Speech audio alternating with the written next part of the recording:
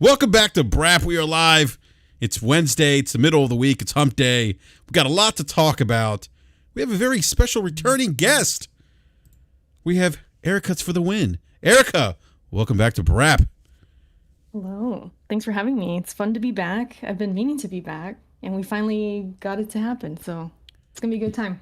Yeah, and you know what? The timing is perfect because, E3 and Erica, how do you spell Erica's for the win? Oh, man. How did I know this was coming? I just knew this was coming. I mean, you see the name on the screen, right? It's right there. Come on. I know. I hear you. Long? For a few years. Yes, I've known you for a few years. I've been a guest on your show. Oh Lord, what BRAP mess up now? Oh, I didn't mess anything up. No, he did. No, I did not. I did not mess anything up. He's just trying to be funny, They're just trying to be funny. That's all. You better leave Erica alone before she tell you that her fofo make sure none of your kids won't grow. What?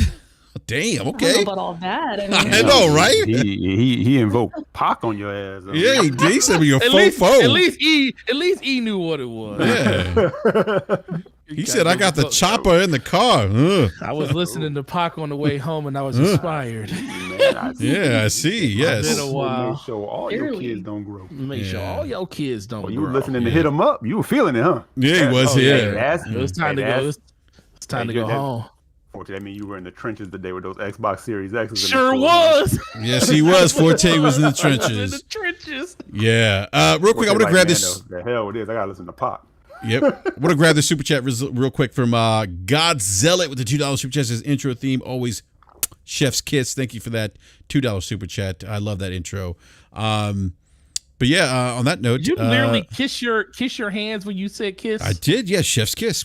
Yeah, have to do that, man. Just like my man, Mr. Badbit does. You ever see him do that on camera? Chef's kiss. More. So yeah. So by the way, everyone in the live chat, hit that like button, and we're going to be doing a giveaway in the live chat. It's going to be trivia related, so we'll have that later on. But Erica, seriously, always a pleasure having you on. Thank you for coming back on BRAP. It's like I said, timing is perfect with E3 and everything. So, Erica, how are you? How are you this evening, Erica? I'm great. E3, I had some good games to get excited about, so I want to talk about those. And how about you? How's everyone doing? We excited? Like, how you doing? Elden Ring, I don't know about some of these people. Yeah, some of these people. I'm sure we'll talk about it. I'm sure some of these people I don't know have a pulse. How you doing? How you doing? That's the thing. We can all kind of agree that E3 was sort of like a dress rehearsal, right? Maybe for next year. Maybe E3 was trash. Yeah. I'm trying to be nice. It was like, like I said, it was like a dress rehearsal for an elementary school play, right? And all the kids are running around. There's no organization. The principal's ready to. Kids. Scattered. Right, it's kind of scattered, kind of crazy. Exactly. But back in the groove, I guess. Right, but if you're a true gamer, you can cherry pick the things out of it that you get excited to see. It doesn't matter what the E3 presentation is. You can pick some things that excite you to play, and that's kind of what I did. I was like, you know what? Right. That's all you can do. Are you basically saying that your kid did better than most other kids, so you're happy? 100%. That's what I was like, because I was listening to people complain about E3. I was like, well, your kid probably didn't participate in E3, so you're a little upset that E3 is kind of trash. I get what you're saying. Okay, that's clever. That is very clever. There's a lot of people out here that support other platforms and say E3. Now, don't get me wrong, E3 as a whole was garbino, but it wasn't as bad as some people make it out. But let's flip that over, Forte. Let's flip that pancake on the other side, because it kind of exposes some people too who prefer platform was there, who every year they say, that was a home run, nailed it. 10 out of 10. Every year was a 10 out of 10. Okay, we're gonna do that. Okay. Yep. So you got one that was homesick. And you got another that's that showed up, so you get credit for showing up. But it was good. It was but you get credit for sure. They basically get the participation award, guys. Yeah. Sometimes you get a default trophy.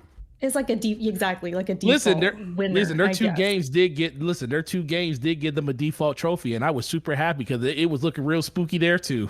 Now, fortunately, I'm not. I have no idea what you guys are talking about. Default trophies. Yeah, I'm lost. I'm lost here. Like I was there at the Erica, beginning, and now don't I'm let lost. Enrique. Yeah. Don't let Enrique sit on the back of the school. He's all right. Enrique know exactly what we talking. Just remember, the guy on the short bus has the power to mute. Just remember that. Well, when you come back and you don't have any panel, then what you gonna do? I have Erica. About to say something different. Whoa! Shout out to T Rock. All right, we're off the rails. Shout out to T Rock with the T-Rock 40 with the $2 super chat. Elden Ring greater than Nintendo. Let's get messy. Woo! I love that. Let's go. I mean, he's T-Rock. not wrong. He's not wrong. That's a spicy take, Erica. They just showed 2 games at the Nintendo press conference in a Right, character we'll with talk all his about movesets. With all his movesets, that's going to be OP in Smash Brothers. Right. Yeah. We'll get back on the rails. All I was initially saying is I saw things that I really liked, a lot of things that I want to play, and the only thing I walked away from all of it was like, how am I going to have the time to play all this stuff? How you Because there were some great game announcements at the end of the day. Yes. The show being what it was, there was some. As a gamer, there was a lot that I found interesting. That You might have to say that slower for the viewers who don't play games. They just Right. lose their mind right now. They're Right. like, what? That's what I'm getting I at. don't have Erica. enough time. Right. When you play Twitter platform and you play the console war, it's hard for you. I didn't even watch the show. I was too busy talking shit. Or I was too busy listening to my favorite YouTuber. Or I was too busy listening to my favorite YouTuber talk mess to actually pay attention to what was being shown myself. You guys are messy. Right. I was in Captain 101. I didn't realize. So you guys are based. I like how we just started with just a bunch of shade. Yeah, I know. A lot of shit. We're setting the tone. And I love how Eric basically insinuated that people, their primary platform is actually Twitter. That's their platform exclusive. That is a platform unto itself. Yeah. That is it's a game. Mm-hmm. Do they get trophies? Really well. Are they getting trophies? No, they're trying to get their check mark. They're trying to get their verified match. Right. That's it. Followers, get your followers up. I am add your followers. I am pissed. I did not know I found this out like probably a week ago. I didn't know that all you got to do in order to get verified is have a viral, have not a viral tweet or something, but just have a whole bunch of publications basically talk about something that you tweeted. And I put out, remember that Last of Us thing a couple years ago that I did, and my name was like trending worldwide and stuff. And I was like on every news article about Last of Us stuff. And I was like, man, if I would have applied for verification, then I would have got it. I didn't know that all I had to do, but it has to be within the last 6 months. Huh. Interesting. If you're publicized, like if your name is in a publication, it's like, oh, you got to. Yeah, that's like a quick way to get it. That's a quick way to get it. Yeah. Shout out to Randall Thor 19 with the $5 holla. You missed another super I did. chat I skipped somebody. Yeah. T-Rock did another one. Yo, T-Rock 40 with the $2 holler. 30 FPS greater than Smash Brothers. Lord have mercy. You are being messy. You didn't like the Nintendo press conference, did you? Randall Thor 19 with the $5 holla. I have to dislike this show simply for the blasphemy titles about Chief shaking my head. Listen, I wasn't gonna say anything, but now that you mentioned this, what's up with the name of this title? Are you nuts? We will get into that later on in the show. We will talk about that. Didn't your heartstrings get pulled when he was up there man. pushing and shoving dead bodies? Wow. Hey, bro. First of all, Raid is out there telling people that he's lobbying people to hit that dislike button because of the title. Wow. You want to kill Chief, man. Well, too bad that most of the people that watch this show watch it on mobile and they won't even see the dislike button. Woo! All the little kids. And on that, we got the man. We have Ratchet and Clank Crunch Apart. Slow-mo backslap. I love that. I love that. In the midst of changing that. I don't know what to change it to at the moment. No, that's perfect. Yeah, what's up, y'all? What show did you start this on? That was last week. One of the hundreds of shows. Yeah. In the past day. Like, which one? Wow. Well, Erica's like, I love it. You know what, Erica? Wait. He was on BitCloud the other day. You know what Erica asked me before we went live? Erica's like, are Gaming Forte and Slimmo part of the regular panel? I was like, yeah. She's like, oh, because they're on like so many shows or something. There's only listen, Erica. There's only 2 shows that we are permanent panel members on. You can't count our own show because it's our show. Can't count that one. What's the second one then? This one and which one? It's Scumcast. Oh, right. Okay. That's it. So, and then you have your own show. Then you're guesting throughout the week on the other shows. On the other ones. That's why you don't Forte, see us. I don't know, man. I think you're pretty much a regular on Crossfire. They want me to be, but I can't because my job. You are a regular on Crossfire. Are you? I thought you were. You have a permanent slot. You may not make it. I have a permanent slot that I always do not make it to. Right. Yeah, you definitely you're a permanent member there because of work. But no, I got smoke for you guys because everywhere I go, I can't shake these guys. Either I'm on the podcast with them, like tonight, or I'm watching a podcast and they're there. It's like I can't escape. No. All right, so look. Here we go. Please defend us, Slow-Mo. Last time Erica said this, I was just in the chat, just supporting the podcast, and Erica was like, "Slow-Mo, you're here too," and I was like, I'm just supporting. I'm not even on the panel. I'm just in the chat, just making comments. She was like, "Oh God, I can't get rid of this guy." I'm like, I wasn't even on the panel. It's crazy. No, I was just teasing you at that point, but it's like before that, I think I had watched I don't know how many shows throughout the week because E3 was coming up. I was like, let me listen to some podcasts. I'm listening to the Scumcast and listening to like different ones. I'm like, these guys are on every show I'm listening to. This is wild. And then I stream. Slow-Mo's in the chat. I go to a different podcast. He's in the chat. I'm like, this man's everywhere. But I appreciate you coming to my streams, of course. I appreciate that. Yeah. Stay away from the streams now? It was just like, I show up at Erica's streams, and I feel like, come in there, She's like, oh, God, Slow-Mo's here. Scratch that one. Scratch that one. I was everybody she is. Yeah. Oh, man. All right, look, I want to running joke. Try to put my application in for the troubleshooters. I gotta take that back. That's funny. Man. Look, real quick, I do want to give again big shout out to everyone in the live chat. Please, everyone, retweet the link to the show, and remember, we're going to be doing a giveaway tonight. It's going to be trivia. Slow-Mo, we need a trivia question. I was going to say Slow-Mo again. Yes. Okay, which why don't we do something related to Halo, since one of the titles is Time to Kill Off Master Chief. Man, Slow-Mo, he surprised me on Twitter yesterday. You about to have a trivia question that people gonna be having to pull out encyclopedia. Yeah, because Halo goes pretty deep, and Slow-Mo's encyclopedia and Halo. Slow-Mo, let's do it. That's why Slow-Mo does the trivia and BRAP does it. Because if I do it, it's gonna be like name, what color is the sky? Yeah. What's the name of?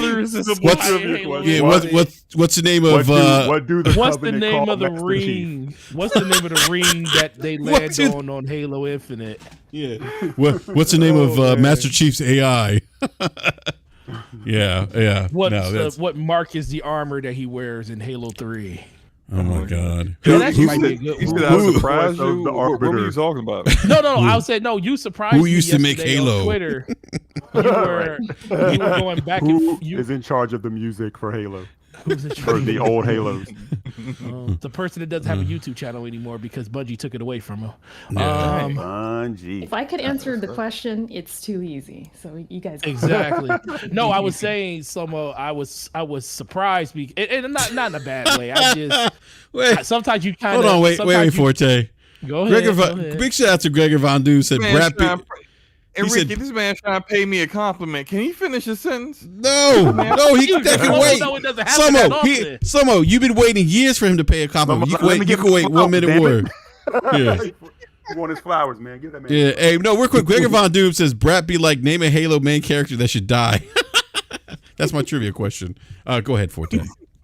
Oh man, no, I was saying, he was going back and forth with a Halo hater about some stuff, and he dropped some knowledge that I didn't even know Slow-Mo knew about. I didn't know Halo. I didn't know Slow-Mo went that deep with Halo. He got down into the whole lore about if Master Chief did have an interest, it would be Linda and all this other stuff. And I was like, what? I was like, dog, Slow-Mo, you made my heart so proud yesterday with those tweets, and they weren't little one-line tweets. These was like paragraphs. Like he used every character that Twitter allowed him to use when he was doing those tweets. So I was proud of you, bro. That was some. You bring some insight to some people. You brought some insight to people when it came to Halo that I know they definitely didn't know, and you definitely surprised me because I didn't know you were that deep into Halo. Yeah, who is Linda?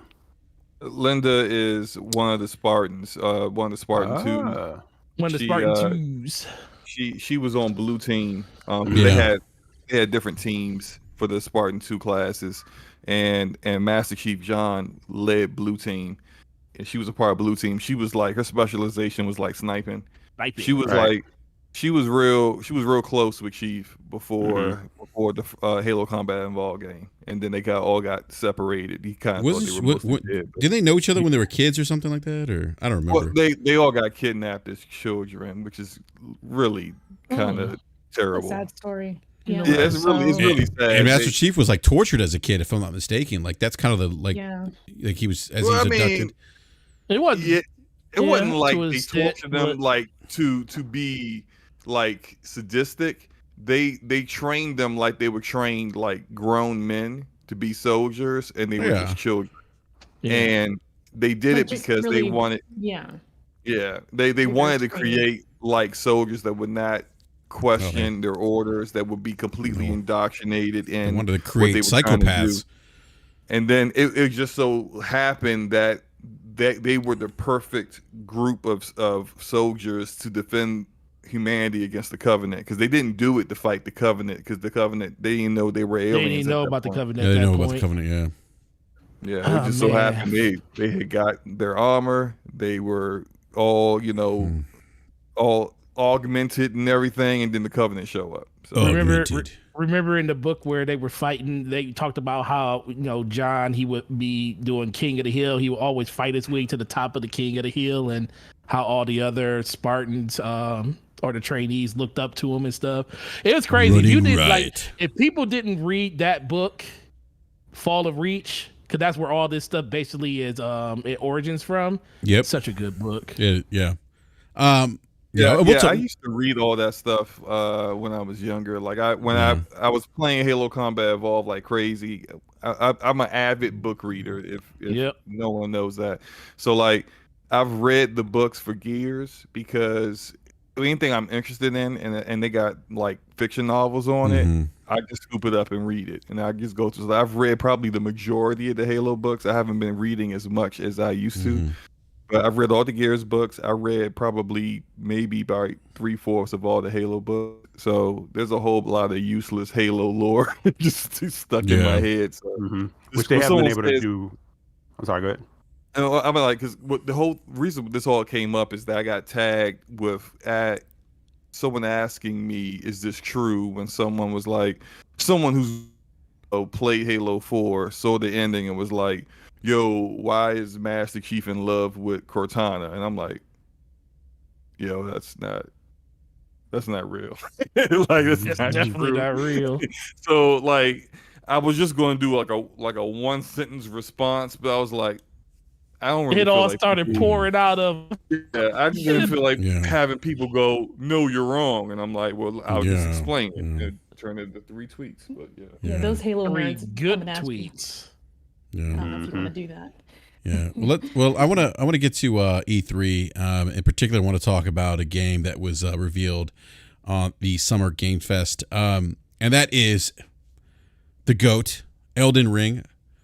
And Erica, I mean, probably I know you're a big Souls fan like me. What did you think of the trailer? Like I was. Like I as Jeff kept going, we're getting like towards the end of the show, and I was kind of like, oh my God, when is he going to show Elden Ring? Like, are we there yet? And then when he said we have like one more thing to show, and the trailer rolls, like, what was your reaction seeing that? Did you know it was going to be that trailer when he was talking?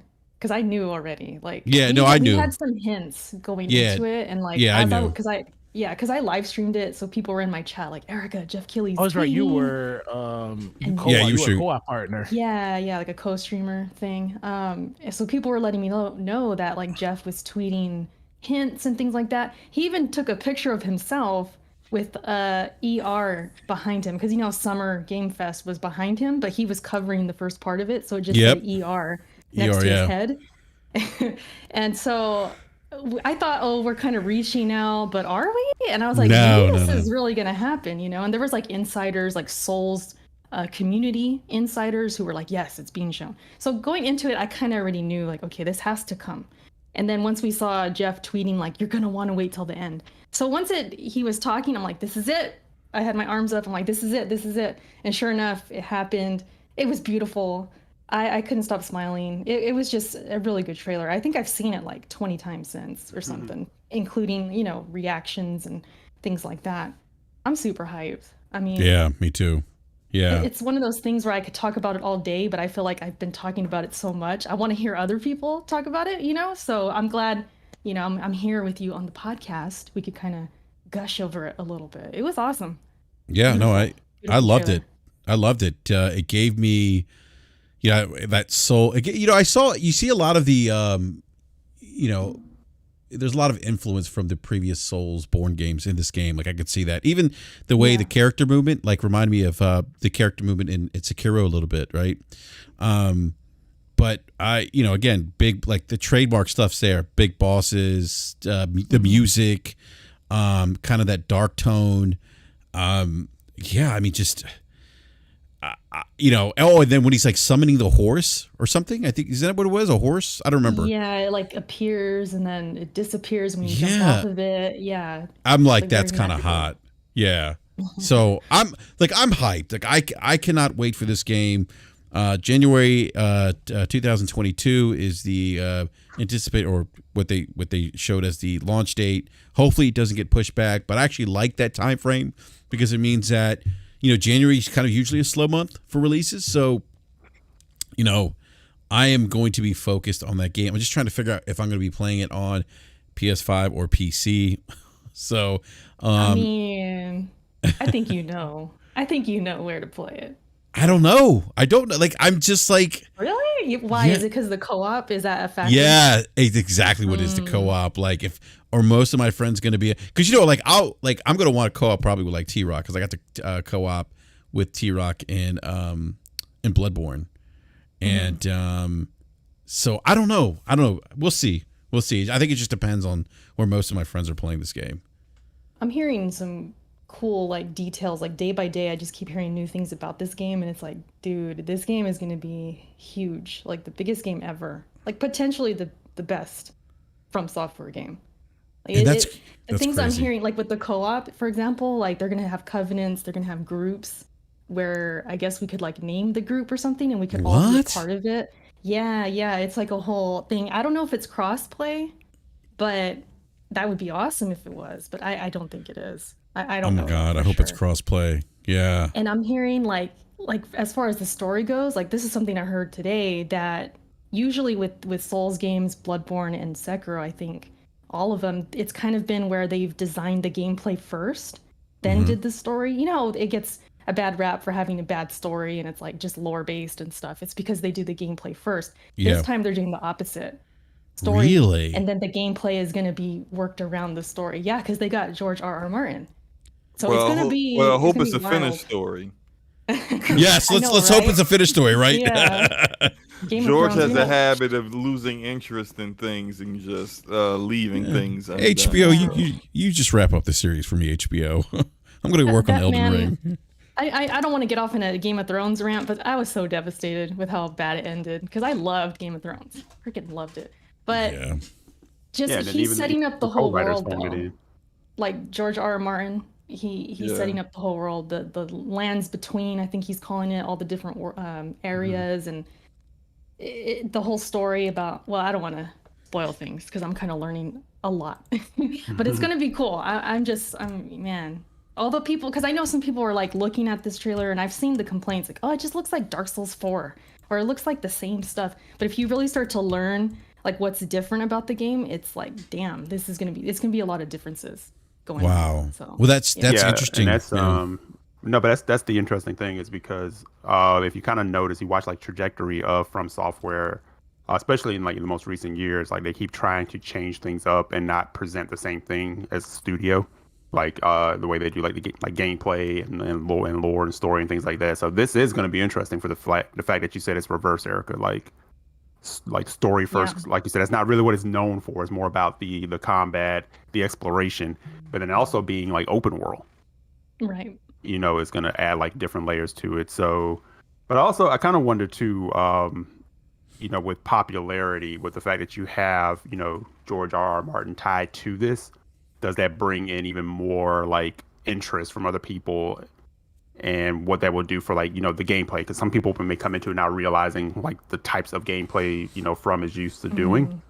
So yeah, so that's gonna be interesting too to kind of see how that like unfolds. That's possible. I think as long as they keep it, you know, as far as marketing goes, like, hey, this is From Software with the help of George R. R. Martin. I think people know what to expect by now. I would think, right? You know. Yeah. But it seems cool. Like, just the more I'm learning about, the open world, and like, you're gonna be pretty much rewarded for exploring, and it's one of those things. Like, I don't know if you guys know Vati Vidya, that guy. He's like all over you know, Souls content. Combat's on my mind. And he was talking about how I'm losing my train of thought. Oh yeah, the open world stuff, how it's going to be a tough game, but the more you play it, the more you do things in the world, like you're going to level up your skills and things like that. So he compared it to like Breath of the Wild in terms of like you're rewarded for exploring, but the emphasis is on the dungeons more so. So that's what's going to separate it. And yeah, so I'm excited. Yeah, Well, no, that sounds cool. Yeah. Inevitably, we'll have, you know, the usual difficulty. We want easy mode. We want this. It should be more accessible. Yeah. You know, you'll get all that fun stuff in there too. Yeah, because that comes with every From release. That's the point I was getting to. That I kind of lost my train of thought. But yeah, there's gonna be things you could do to like make it easier on yourself. But will people put in the time? I mean, I don't know. It's up to them. Really. Yeah. You know what? I also wonder too. Like Eric brought up a point about if just having George R. R. Martin's name tied to this game, if it's going to bring in other people that, you know, probably don't have or never played a Souls game. But I also wonder from a you know, lore or story perspective, if it's going to set the bar high, if people are going to place unrealistic expectations with the story because he's involved in it. You know, because look, I mean, obviously, you know, we talked about Game of Thrones and how it ended on HBO and, you know, but the books, I mean, I've read those books, and I mean, very well really written. Good. Really good. Yeah. I mean, really They're good. also not finished either. Yeah.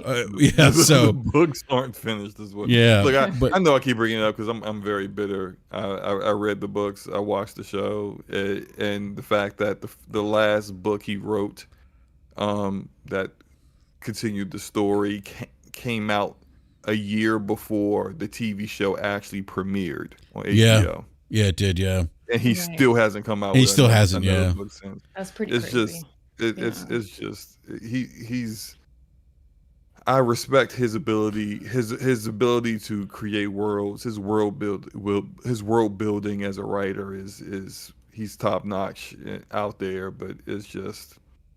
I hope they're not relying on him for much more than just, you know, some things like that, and not like a lot of other stuff like dialogue and finishing the plot, stuff like that, NPC, like storylines and stuff like that. Yeah, because he's the kind of person that, like, if you read his blogs, he'll be like, the writing went well today. Like he'll speak like it's not like him, like it has nothing to do with his procrastination or how lazy he is. He'll be like, the writing went well today.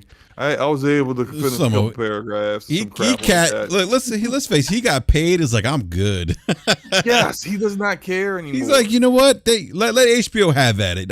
He got that HBO money. Yeah, I don't have to prove myself. I got the books to back me up. He gets paid to go to Comic-Cons and I'm right. Stand there. Just stand there looking awkward, right? You're looking awkward as all get out. Like. Yeah. Well, that's the only thing that I worry about. Like, I worry like if some people might be disappointed if that story doesn't hit because his name is tied to the game. So there could be expectations, because before it's like I said, they're kind of known for not really having a clear story. I mean, we all know that. It's like you find it in the lore and the NPCs and stuff like that. So that's true. Yeah, the expectations Father G. can be high. Father G and the Father daughter G's, and all but that. yeah, like you don't get that story from Father G until like you start, exploring and getting some of the lore, right? So, but this sounds like it's going to be different than Erica, like you're describing. Like you're going to be interacting, engaged in that story arc, so you're going to know what's going on, like right off the bat. Yeah. So yeah, but I'm with Slow-Mo though. Like I would prefer that, like him just to build the world, kind of help with like maybe some NPCs and some character building and stuff, and maybe Miyazaki and the rest kind of take over, and hopefully it just kind of works itself out. Right. Let him do the overall plot and kind of create characters too, because he's very good at that. Yeah. And then just let everyone else do the rest, because if you leave it to him, you're gonna be like, George, the game is supposed to, we're on our 5th delay. Can you help? Can you please finish this, please? Can you imagine we're playing and it just says like to be continued. George. Like what? Oh my God! Don't say just know, Erica. It's never going to be continued. Don't jinx it.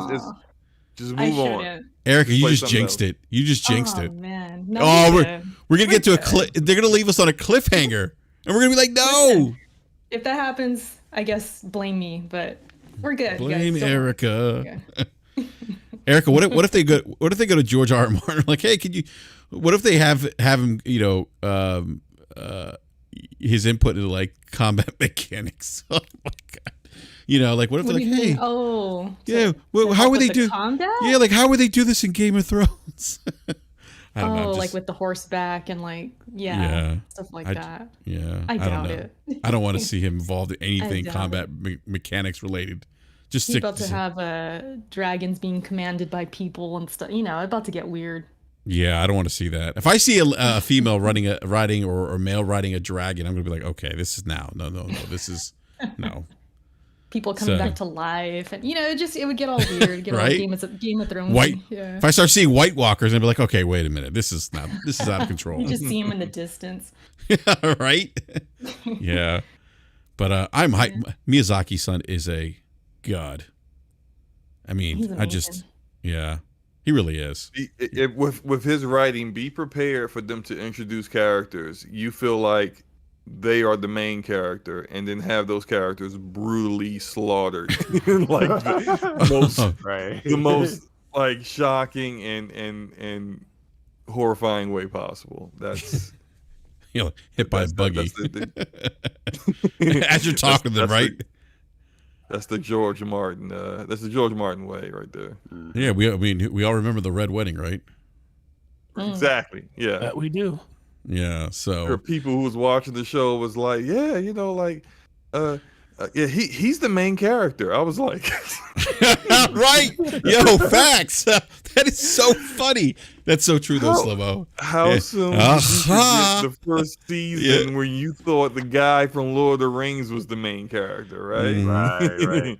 You know what? I just had this vision right now, because we're talking Game of Thrones, and like, what if they had some corny line like, "Oh, the Ashen Ones send their regards" or something? Oh my like God! That. Yeah, I hope they don't. What if they throws in some Game of Thrones lingo in there? I hope not. Yeah. I hope we don't see any Game of Thrones DLC skins or anything like that. That'd be so dumb. All right, let me not jinx no more. Let's not jinx it. It's gonna be amazing. It's gonna be good. Yeah, Erica, I'm gonna give this game a 10 out of 10. I'm just gonna call out right now. That's my meta prediction. 10 out of 10. 10 out of 10. I'm with it. All right. So, anyone else excited for Elden Ring on the panel? Anyone? Bueller? Anyone? Never played a From Software game, and so no. Slow-Mo. Crazy Slow-Mo. Crazy. They don't interest me. Like every time, like look, I see all the enthusiasm. Like I'm friends with Luca. Luca loves these games. So like her enthusiasm in it, and Erica talks so highly of it, and then I watch the games, and I'm like, so good. Yo, I don't get it. Like I just look at the game, I do not get what the big deal is here. Yeah. Is it not enough guns? You need the pew-pews, or what you need? No, that's what it is for me. Maybe I need a couple, assault rifles, some magazines. Maybe I think. No, seriously, I think it's the way the combat looks. It's way too like slow pace for me. Dodge, roll. You don't like that? Yeah. No, I mean I play games that's a lot of the actual game design, but it's like I don't like it with, like, for example, I played you should try Bloodborne, Slow-Mo. Slow-Mo doesn't want to fail, and that's why he doesn't play them. Let's be for real. Just get to the Is that true, Slow-Mo? You don't want to fail? Slow-Mo doesn't like to do anything. There's nothing to do with anything. Slow-Mo, is that true? Like to fail, y'all. Let's be for real. Slow-Mo, are you avoiding Soulsborne games because you are risk adverse to failure? That's false. I don't like to play games I don't feel like I'm going to enjoy. Just period. Like, but why don't you think you want to? I don't have a problem playing the game if it's difficult, but then if I'm getting my ass kicked, but people don't enjoy myself, failure. I don't have a problem with that. But if I don't I don't like the way the combat looks. I've never really did. So it's just like I'm just not going to play it because I don't really see the point to it. I'm not going to enjoy it. So. It is what it is. I mean, that's really just the whole entire gist of it. That's fair. I mean, you're not alone. There's other people. They feel like that too. You know, and it's just like I never like talk bad about the game because there's so many people who like it and enjoy it, and that's like I never played before, so why am I going to trash it or anything? Yeah. But I just like it doesn't. The gameplay doesn't really fit me or what I like to play, so I just leave it alone.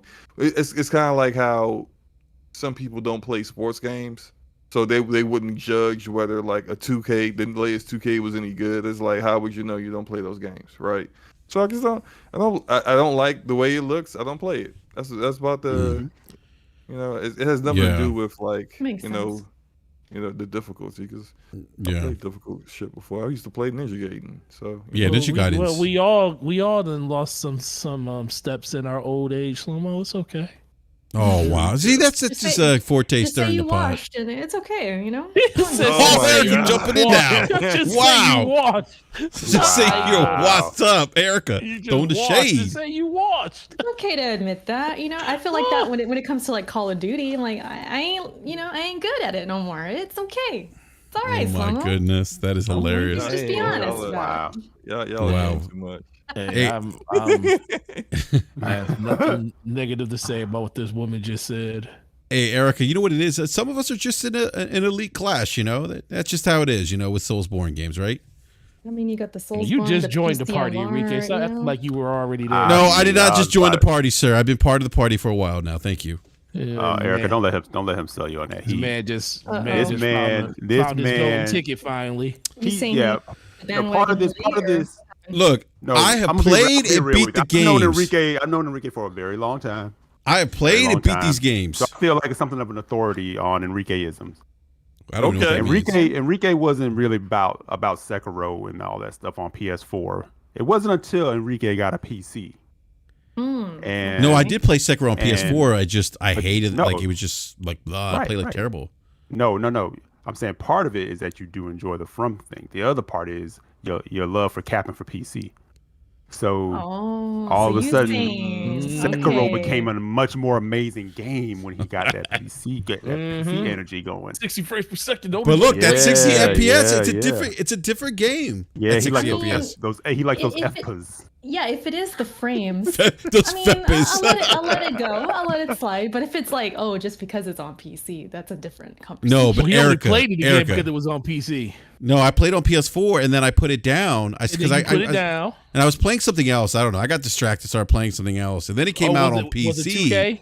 Because backlog's getting bigger. Nah, it wasn't 2K. B's still ducking. That's why B's not here. He's hiding from me tonight. Oh my god. But big shout out to B Money, by the way. But no, like I think it was you, Eric, who was like, yeah, it's out on PC now or something, and it's like 60 FPS, and I'm like, oh, I gotta give it a try. And once I played it on PC, it was like, I mean, Erica, that game at 60 FPS, Sekiro, is so much like I felt like I was cheating, like because it's easier. I was finally blocking and parrying. I'm like, oh, this is how it's supposed to be played. This is great. Yeah, I remember. He hit me up because I remember like on PS4, he's like, yo man, he's like, the hell with Genichiro, man. I can't get past this dude. I'm like, all right, he's not that crazy. You know, you just got to do this and that. But yeah, he came back on PC. He's like, I watched him on the first battle. I'm like, there you go. Yeah, so because Genichiro, he made you rage quit the PS4 version. Well, because I kept hitting the block button, and I was like, oh, how's he like, it's so, No, that is a thing, though. That's a thing. The inputs, it felt like they were slow sometimes. Like it didn't very slow. And then when you go on PC, it was like, oh, wait a minute. Okay, it's so much more fluid, But Erica, you did finish it on PS4, right? I did, yeah.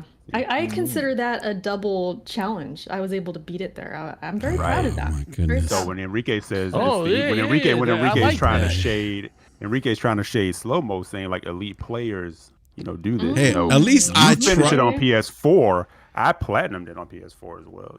Should we keep exposing BRAP? With those 30, I did it with 30 frames. I did it with 30 frames, right, Erica? I'm having flashbacks to Luca's podcast. Remember BRAP? We were talking about Souls games. Okay, look, we're gonna talk about Nintendo E3. No, wait, real quick. Now we changed the subject. Time to move on. So Luca, real quick, Luca's like, yeah, come on, are you coming on? And I'm like, well, I'm like, well, I haven't. I was gonna stay out of the podcast because I hadn't finished Dark Souls 1, right? I finished everything else, but not Dark Souls 1. So I was like, you know what? I don't know if I'm qualified to be on, Luca. It's okay. I could sit out. BRAP is on the show, right? Luca hits me up. Hey, BRAP hasn't beat anything. He's beating what? Sekiro and what else? What was the other one?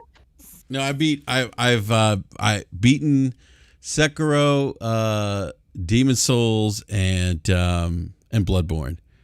And haven't beat the other Souls. Played them, but haven't beaten them. So yeah, Luke is like, Erica, you're stressing for nothing. Look at BRAP.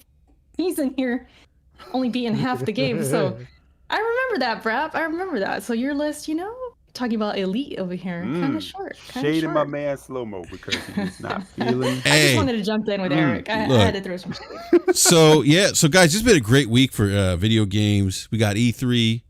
And oh wow, how we changed the subject? It's okay. We gotta talk E3. We gotta talk E3. Yeah, how you doing? Yeah, so how you doing? Man, I gotta do power tap tonight. Oh my god! Yeah, you power tapping right past that topic right there. Yeah, right. Stepped on some poop. That's a good one. Gotta wipe it off. All right. So E3 2021. Xbox won big at E3 this year. If you guys saw this, Forza Horizon 5 got Best of Show. And I tweeted this out joking around. Because some people were saying, "Oh, Xbox won E3," and I said, I was being messy, Eric. I said Xbox won by default because Sony wasn't there. But I joke, I kid. People don't like that kind of humor. Did you put the wink face? Did you smirk face? No, I used a GIF or something where it's like this kid's like kind of like raising his eyebrows real fast or something, like wink wink. I used that. Gotcha. Yeah, but the Chappelle pancake Prince pancake GIF, bitches. Yeah, right. But no, I mean, like, I was joking. I mean, they had a good show, but that's really cool though to see that Playground Games and Forza Horizon 5 got Best in Show. Game looks cool. I thought it looked pretty good. I thought that's one of the better looking games they showed. Hey, before we go on it, can I be messy for 1 minute? Because I was watching some stuff on the timeline earlier. Timeline. No, I've just been kind of, as we all do, we've been paying attention like over the last year or two. Would you guys say that a lot of the narrative has changed around Xbox for the better? What do you mean? Like from a media standpoint, in general, just in general the timeline, but from the outlets that you mean the biased media? Yeah, I mean for hates Xbox, all intents and purposes, right? But I would say overall, like the feedback from what Xbox has been doing has been positive. Yeah, right? Because they're doing good things. Yeah, I mean any gamer can see that. So I'm kind of seeing this thing. There seems to be a certain level of Xbox fan who wants to hold on to like the 2013 thing. It's almost like that's their identity. Oh, bro, they are victims. Like they don't want to let go of the Xbox persecution. Bro, it's called martyr syndrome. They want to be martyrs. They can't let it go. That alive. And I'm like, why are you trying to keep it alive? It seems to me like the ones you hated the most seem to be on point now. Yeah. IGN seems to be all down with it. Down for the kid. Yeah. It's like they want to. I guess they want to see them still losing. They don't want them to ever. It's almost like a battered know. relationship syndrome type thing, right? Mm. Like, Yeah. It's like Stockholm syndrome. Yeah, it's kind of interesting. It's kind of weird. I'm like, because I saw somebody make a comment earlier. Like they gave props to Xbox at E3, right? But then they made a point to bring up or kind of slander and say like, there are going to be people here who boo me for making this statement. I'm like, why would you even give that person? Why would you even give that the attention? Your statement is fine with the first part of what you said, and that could have been done, but you decided to invoke the other side of it, and it's like you're poking the bear. Like, why? Just ignore them. Those people don't matter. You know, it seems for the most part the trajectory is going up. Loser mentality is to hold on to the negative. Mm. You know, like Tom Brady keeps winning. He don't look back and say, well, you know, I deflated some balls. Well, who gives a shit? You know, he lets his haters say that, and but he doesn't keep saying, yeah, I won a bunch of Super Bowls since then, but I did deflate those balls. Yeah. You see what I'm saying? Yeah, he wasn't like, oh, I lost those other Super Bowls. You know, stuff just go ahead and carry. Yeah, you know, it's okay that we recorded teams, practices and stole their playbooks, but hey, don't be mad because y'all ain't got the goat on y'all team. Don't be bad. Tampa Bay? Don't be bad. Well, Tampa Bay has them now. That's fine. Forte's a Tampa Bay fan, by the way. No, somebody asked me a good question about that. They were like, how did the Patriots look good this year? They said, how did the Patriots play the Buccaneers in the Super Bowl? Who you going to root for? I said, man, that's going to be a hard decision. Patriots all day. Who are the Patriots quarterback? Matt Jones going to be the Patriots quarterback by the end of the year. Oh, boy. Have fun with that. Okay, so you said they look good? How? I'm saying the roster looks good. Oh, he's saying on paper. With their quarterback. Yeah, I mean, of course, all we know is paper this year. Ain't nobody went on no field yet. Yeah. On paper, the roster looks good. Yeah. So let me. So, well, Enrique, I teed that up just to say, because I know we're going to talk about like Xbox at E3, and I think for the most part, from what I saw, there was a lot of positivity around it. Yeah, absolutely. From whether you thought it was a home run with how they showed some of the games, like CGI or whatever, I think most people kind of agree that the pacing was good and it was leaps and bounds better than what it had been. Absolutely. In the past, right? So take it away, Enrique. I just wanted to kind of put that out. No, I'm finding that interesting. I've actually, I pacing had anything to do with Bethesda? Yes, I think it helped. I think Bethesda came in there and said, "Look, guys, this is what you need to do." Like the one thing about Bethesda is that even though they were acquired by Microsoft, their culture is not changing. I think you're going to see moving forward, you're going to see Pete Hines, Todd Howard have a lot of influence in Microsoft first-party studios.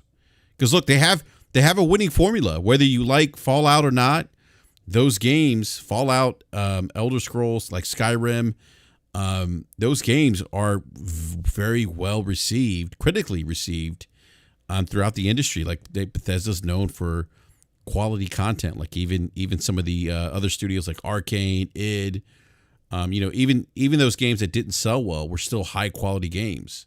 We talk about Dishonored all the time. So they have that winning culture. Like we talk about the Patriots. They have that winning culture. And not that Microsoft doesn't, the Xbox studios don't, but they have a certain swag to them, Bethesda does. And I think that what we saw on Sunday with the pacing is that influence of how to present. Yeah, how to present. They understand the culture around like the gaming side of it is like, and that's sort of like what Sony gets props for. Like they understand the entertainment culture of presenting and getting gamers excited for something, right? So I think that's very much the case. And I think that was definitely a show of stronger together, because if you split those up, if it was like still a Bethesda show and an Xbox show, I don't think it would have been as strong. And I think they definitely wanted to hammer the fact home that like how they did when they first, announced, or when the merger was official, they came out and they were basically like, we're all family now, right? And if you look at, they kind of bucked what people thought was going to be the tradition of maybe opening or closing with either Halo or Starfield. So they opened with Starfield, but then they didn't even close with Halo. I think people just assumed that it was going to be the case, and they closed with another Bethesda game. They bookended that whole show as to saying like it's here, and then they kept hammering home and getting it out of the way as many times as people needed to hear it, the exclusive thing. So you guys are saying Bethesda is Tom Brady, Xbox is the Buccaneers. That's what you're saying. Coming in Yeah, with the win, that's more or less, Erica. That's right. attitude and spirit. Yeah. See, Yeah. we brought it back. We brought it back. Full circle. There you go. There you go. Yeah. I do not see Bethesda as Tom Brady. B Money was here right now. He would be agreeing with me. Bethesda is far from Tom Brady. Hey, slow-mo. Let's keep it slow-mo. Let's put it out there. Let's do it slow-mo. No, I would say Bethesda soft works. No, yeah, no. We're gonna do it like this. Bethesda, Tom Brady was on this. No. Tom Brady was a what? He was the 7th round pick. You got to remember. Whoa. Nobody was looking for him, right? Nobody was looking for him, right? They had to he look came for him. in and he did the damn thing. Right. They closed the show with an arcane game. That's all I'm gonna say. Because they know you put your stars on the field. You put your stars on the field. Said he's not Tom Brady. He's Mitch Trubisky. Okay. Wow, Erica. We got to. Okay, I understand your analogy, but it's backwards. So, Tom Brady, Microsoft is Tom Brady because he has the money. They bought No.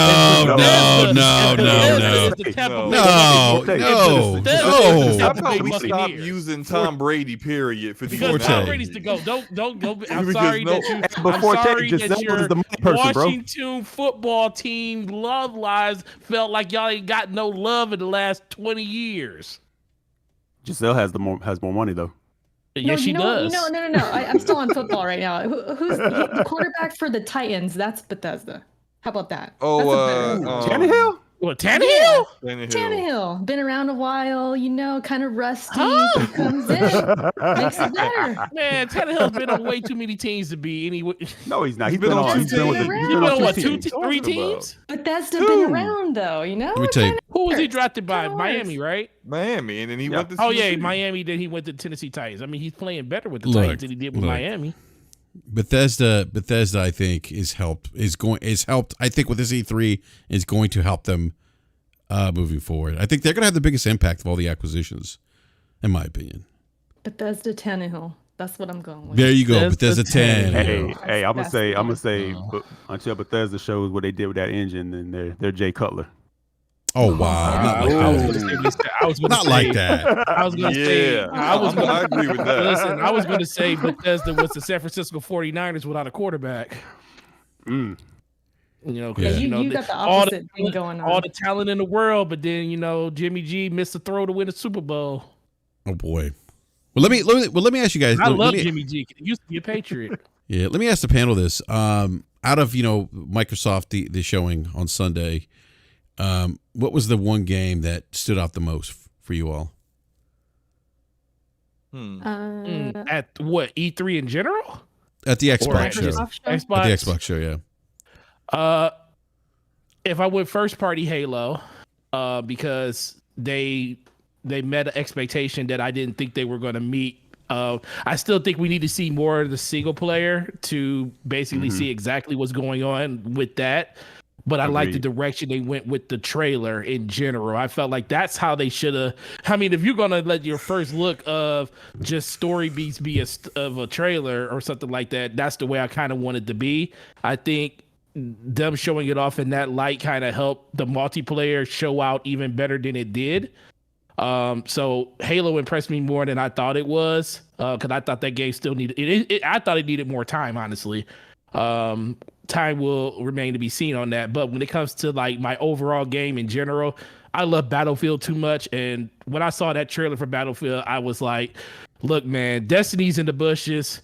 Halo might be in the bushes for a while too, depending on what the release date is, because I'm going to be in there with my fire team, squad up, and we're going to be in that mug all day, all night. I already put in vacation for that week. Nice. The week that game comes out, I'm on vacation because I'm playing nothing but Battlefield. So that game impressed me more than enough by just seeing the scope of that game. So to me, that was the thing at Xbox conference that kind of, I knew it was coming, but it was a thing that kind of was like, wow, that's bigger than I thought it was going to be. Yeah, it looked amazing. I'm so excited for Battlefield. I was going to say Battlefield, but since it was revealed before, I'm going to say Forza. Forza, when they showed it that it was Horizon, because at first I wasn't sure. I thought it was going to be Motorsport. coming soon. So I'm like, oh, this is probably motorsport. But then once you saw like the volcano and stuff, I'm like, oh, this is Horizon. So I got really excited because I like Forza Horizon 4 and 3. 4, I played more, but it looks fun. It looks beautiful. I like that it's in Mexico. I think that's really awesome. Just it looked real. Like a lot of those shots they were taking and how they were describing how they use the HD cameras to like get everything down to like the rocks and the trees and the hills and everything. It's like, wow, it looks amazing. And you know it's going to be fun, like to squat up and race and stuff. The it's going to be modes fun. they put in there. Yeah, I want to coast down on that. I'll coast down on that, Eric. It's like I think people don't kind of give Playground like the props and that, and it's easy to dismiss like racing games in today's like gaming world, where there was a time when people looked forward to racing games almost the way they did like a yearly Madden game, right? Like, but if you look at what they're doing system wise, it's crazy. Like it's multi-layered. It's not just like racing. It's like as a developer, that's what they do best. So they're like aces at it. But you look at the engine, what they implement seamlessly with online play, like getting your friends in and out, like drop in, drop out. It's essentially co-op in a lot of ways, you know, which is pretty crazy, you know. It's seamless. Like you don't even really think about it. Yeah, I think if you amazing that Forza Tech looks that good. And especially after Forza Horizon 4, and I kind of figure like they probably ain't gonna be able to visually make this game look this much better than at least not in a short period of time. But the short period of time they made it look even better. Real quick, guys. I want to introduce special guest here, the OG himself, Worry Words in the house. What's up, Worry? Hey, what's going on, everybody? How are you? What's up, Worry? What's up, bro? We're doing well, I heard sir. you talking about Dark Souls. I do not want to play that game because I suck. At least you admit it. At least you're honest about it. There's some people on this panel that won't show that type of honesty. But I know. Would that person happen to be? You talking about Enrique? Oh! Hold on, what did he say? What did Worry say? I didn't hear what Worry said. Oh, he said, wouldn't this guy happen to be a Xbox Live beta tester? Oh, no, that's not me, Senor Worry. That is not me. That is not I. No, but going back to what we were saying, I think the easy answer to that would be Forza. And it also would be something like Stalker, because let's be for real, of all the things they showed at that press conference, those were the ones that they showcased the most. Those are the ones where you actually got to see kind of the most in-game gameplay. And then I've never seen a developer explain and show off their game as much as great as Playground did with Forza. Like looking at that, I was like, yo, this is how you show off your game. Like they were cutting, they were talking about jumping from different scenarios. They spent minimum time with the camera on the face and everything, or the talking head video. And I was like, yo, like it was all relevant stuff to what they were talking about. And then when they went from stuff that looked like scenery shots, like, oh man, that looks good. That looks like a real. And I went to go look at a lot of people's reactions to it. And a lot of people were like, man, that looks really good. Is this gameplay? And then all of a sudden, a car just comes into the scene. And I'm like, yo, they did an amazing job. So I think when it comes to the most impressive games in general, it's one of those two games, because nothing else showcased as great as those games did, because they put the most effort into showcasing those games. Everything else was pretty much a trailer of a sizzle reel of something that was cut up, like Halo or even Battlefield. So I think when it just comes to presentation wise, nothing even comes close to those two games. No, yeah, that's a great point, Forte. Worry, what were your thoughts? Like, what was the one game for you that stood out in that show? The Xbox show on Sunday. You know what? It's weird, and I almost don't want to say this because it's just really odd, but the single player Sea of Thieves campaign had me excited, because I wanted that game to be single player so badly, because I like that world and that art style, but it's just I could never get into it because people just grief you so bad when you play it. Or at least early on when I first started playing it. But that's single player. Hopefully I could play that alone. I know that's 4 people, you and 3 other people, but I thought that it looked great, and the whole Disney Captain Jack Sparrow tie-in was just so obvious that you didn't even know you wanted it until you saw it. That's true. Yeah, it looks really, really good. Yeah, it looks really, really good and fun. And Halo. I still have faith in Halo. It was odd that they had Halo sandwiched in the middle. It was sort of that's their big IP. You know what I mean? So yeah, that was kind it was of a little strange not seeing them. The way that they showcased Forza that you were just talking about, that's how they should showcase all of their first party games. Yes, should. Absolutely. They should show you, behind the scenes and then go right into the gameplay and spend some time with it. I don't know if they're not confident enough in the campaign, or maybe they're just not ready still. So it was. I do think that campaign is probably going to be a bit rough. Yeah, I hope not. I really hope not. But yeah, but between the Sea of Thieves and, believe it or not, even though they didn't show a lot of Starfield, which was pretty much nothing that they showed, just the ideas behind it, I'm excited that they're building it, and they talked about it's the game they wanted to make for 25 years. It's a sort of NASA/punk RPG. So I'm interested in that. I think they had a great show, to be honest with you. I don't think it was a bad show at all. Nintendo put me to sleep. I had to be honest.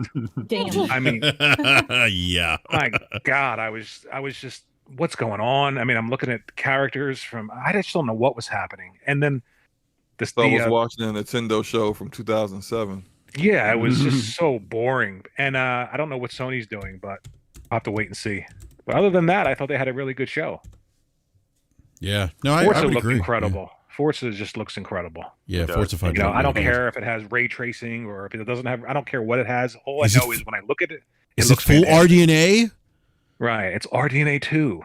I don't even know what that is. I don't. Yeah. I said the same thing. Like, oh well. I don't think I ever want to know. You know how it's like one of those things. No, you don't want to know what that is. People are arguing over 30. It's 30 frames a second. Who cares? I always look at this. There's things you should know and things you're supposed to know, and I don't feel like that's something everybody's supposed to know about. No, you know, but they even if they want to pretend, you know, everybody's an expert. You know, yeah, a lot of pretenders out there. Yeah.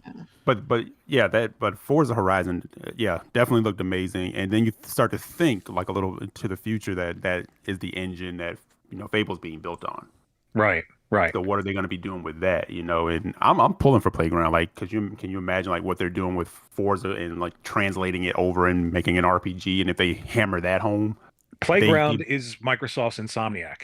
Mm-hmm. They could definitely shoot to that top of the conversation. That engine they have for Forza is going to look really well in a third-person action game like Fable. Mm-hmm. I can't wait to see Fable. I knew it was kind of far-fetched to like wish for it, and I'm glad they mentioned it, but I would like to just see something. Yeah, that was disappointing. The Playground really nails Fable. I think they would then become the de facto best studio for Xbox. Yeah, I would agree with that. Because that's like you've now achieved a new level. You leveled up. I always say like a developer levels up where they master one kind of genre and then they go to something completely different, and then they do that well too. Like Respawn did, going from Titanfall / Apex Legends first-person shooters to a action, melee combat game and they nailed it. Absolutely nailed it. Nailed the action adventure game, which is something they had never done before. First time doing it, did it better than the majority of these developers out here. That's all they do. Right. So like Playground, if they can do that with Fable, I think they would. You would have to call them the best studio they got. They just drop 90 rated games all the time. So but for me, I think I agree with you guys about Forza being the most impressive thing I saw at their show. Just again, I was just in awe once again about how beautiful the game was. I don't care about it being 30 frames per second on the Xbox Series X. I got a PC that's more powerful than both consoles. Best platform to play video games, by the way. 120 frames per second. They came out and confirmed that it 4K 60. Yeah, 4K 60 under performance mode. Yeah. Okay, so on the PC or on the Xbox? Xbox Series X. On the Xbox. Yeah, so and Series S is going to be 1080 60. Yeah, it's not even a big deal. So like all the crying about that is no big deal. The game looks amazing. Slow-mo, what frames will you be playing it on your PC, man? So what? What slow-mo? I said what slow-mo? What frames per second do you think you'll be playing it on 4K PC? 80. You said 4K 80. 4K 80. That's pretty much what you're going to probably be doing. Well, I mean, I got a 3070, so Woo! more than likely I could probably do 4K 60 with ultra settings easily with that. But I will probably more likely want to go right, 2K. Brap? Got gas? 1440p. How you doing? Sound like you want to be alone? Yeah, Brap? I'm gonna shoot for. I'm a Worry, I love my PC. 2K ultra settings and over 100 frames per second. That's where how I would like to play it. Like I played Forza Horizon 4 on my PC, and it's like it's Bro. It's my at the son max plays my it. monitor can do, which is 144 frames. Yeah. My monitor can do 165, but I put it at 144. Slow-mo, it's game-changing, man. It's my son plays it on my PC. He won't go back to Series X now. It makes it hard to play games that are 60 sometimes. You guys want to hear something disgusting? What's that? Oh boy. I played Forza Horizon 4 on my OG Xbox One. When? Why? When it came out, I never upgraded my said Xbox how? One. Did you lose a How bet? did it look? How did it play? It didn't. Right? It played fine. It played fine. I mean, it looked fine. It looked all right. Yeah, it wasn't. Until you get a PC. Oh, that's Nobody's what I'm saying. getting a PC for gaming. Dude, Come when on. Worry, get everyone's this getting Forza Horizon PCs for 5, gaming. It's a new trend. Never happen. I'll never do it. A year from now, Worry, famous last words, you'll have a PC. No. Never gonna happen. No, he is exactly what I've been saying about how like people are so afraid of PlayStation putting their games on PC. Oh, absolutely. There's it's not going to change. It's a different audience. I don't care about games going to PC at all. Oh no, I'm not talking about you, but like there's always been this argument where people people are going to stop buying consoles. No, not at all the games. And that's just like no, because there are always people like you, people like Jay Fonzarelli, who they have zero desire to ever play on PC, and they're not gonna. And so it's just like you're always going to have people who are strictly console gamers, and they're going to only want to play it on the console. They don't care the PC is more powerful, and you can play games at 4K 120 frames per second. They don't care. No, not at all. Yeah, they care about the ease of use and not having to worry about why their PC may not have. And you know what? I don't know if this is correct or not. But don't you think that there's a specific type of game that's designed around consoles that never is designed for PCs? Like there are games like Horizon, like what's the PC equivalent designed for a PC only of like Horizon or Ghost of Tsushima or Last of Us 2? Like what are the PC game equivalents of those games? Well, all those games are made on PCs, but right. But I mean they come out on console and they do well on console, but like it always seems like there's a specific type of game designed around consoles that always does well on console that you really never see on PC. Well, yeah, it's because they really don't design the games to like for the most part. There's not many. I'll give you a good example. Destiny is probably the one game that's a console game, no matter where you play it at. You can play it on PC. Right. You can play mouse and keyboard. I can play confidently against people with mouse and keyboard on that game because it's a console game at heart. So the controller inputs feel just as good as mouse and keyboard.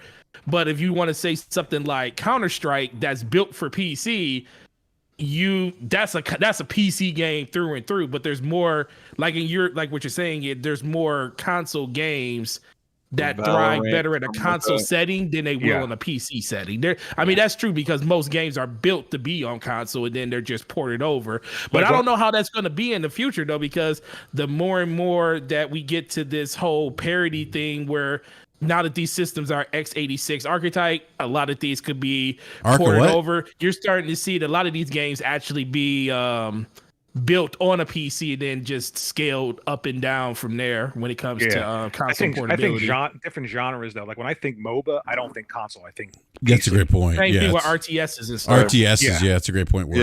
Hero shooters began on PC. It's there's certain genres that you think of and you think, oh yeah, that's it. That game's a PC game. Actually, Battle Royale, which is now popular on every damn thing, really started on PC. Started on PC. Yeah. So it depends. The games that are typically always exclusive to PC, they don't really resonate with console gamers like that. And like those MOBAs, I don't think it's a vice versa thing because I think it's kind of proven with what Microsoft and Sony are doing taking their games, putting them on PC, and seeing them start on Steam. That the PC community is very diverse. It's that's why it's a completely different market than the console market. So when people try to look at things from a console perspective and say, oh, because this doesn't sell here, or because a particular company marketing their game or doing or developing their game in a certain way doesn't work on consoles, they won't work ever in anything. It doesn't work on PC like that. Like, stuff blows up on PC randomly for no reason. Among Us is a great example of that. That's a great point. Out like before it blew up. Totally random. That game is the size of a JPEG. I mean, like, when it comes to storage size, like it's nothing.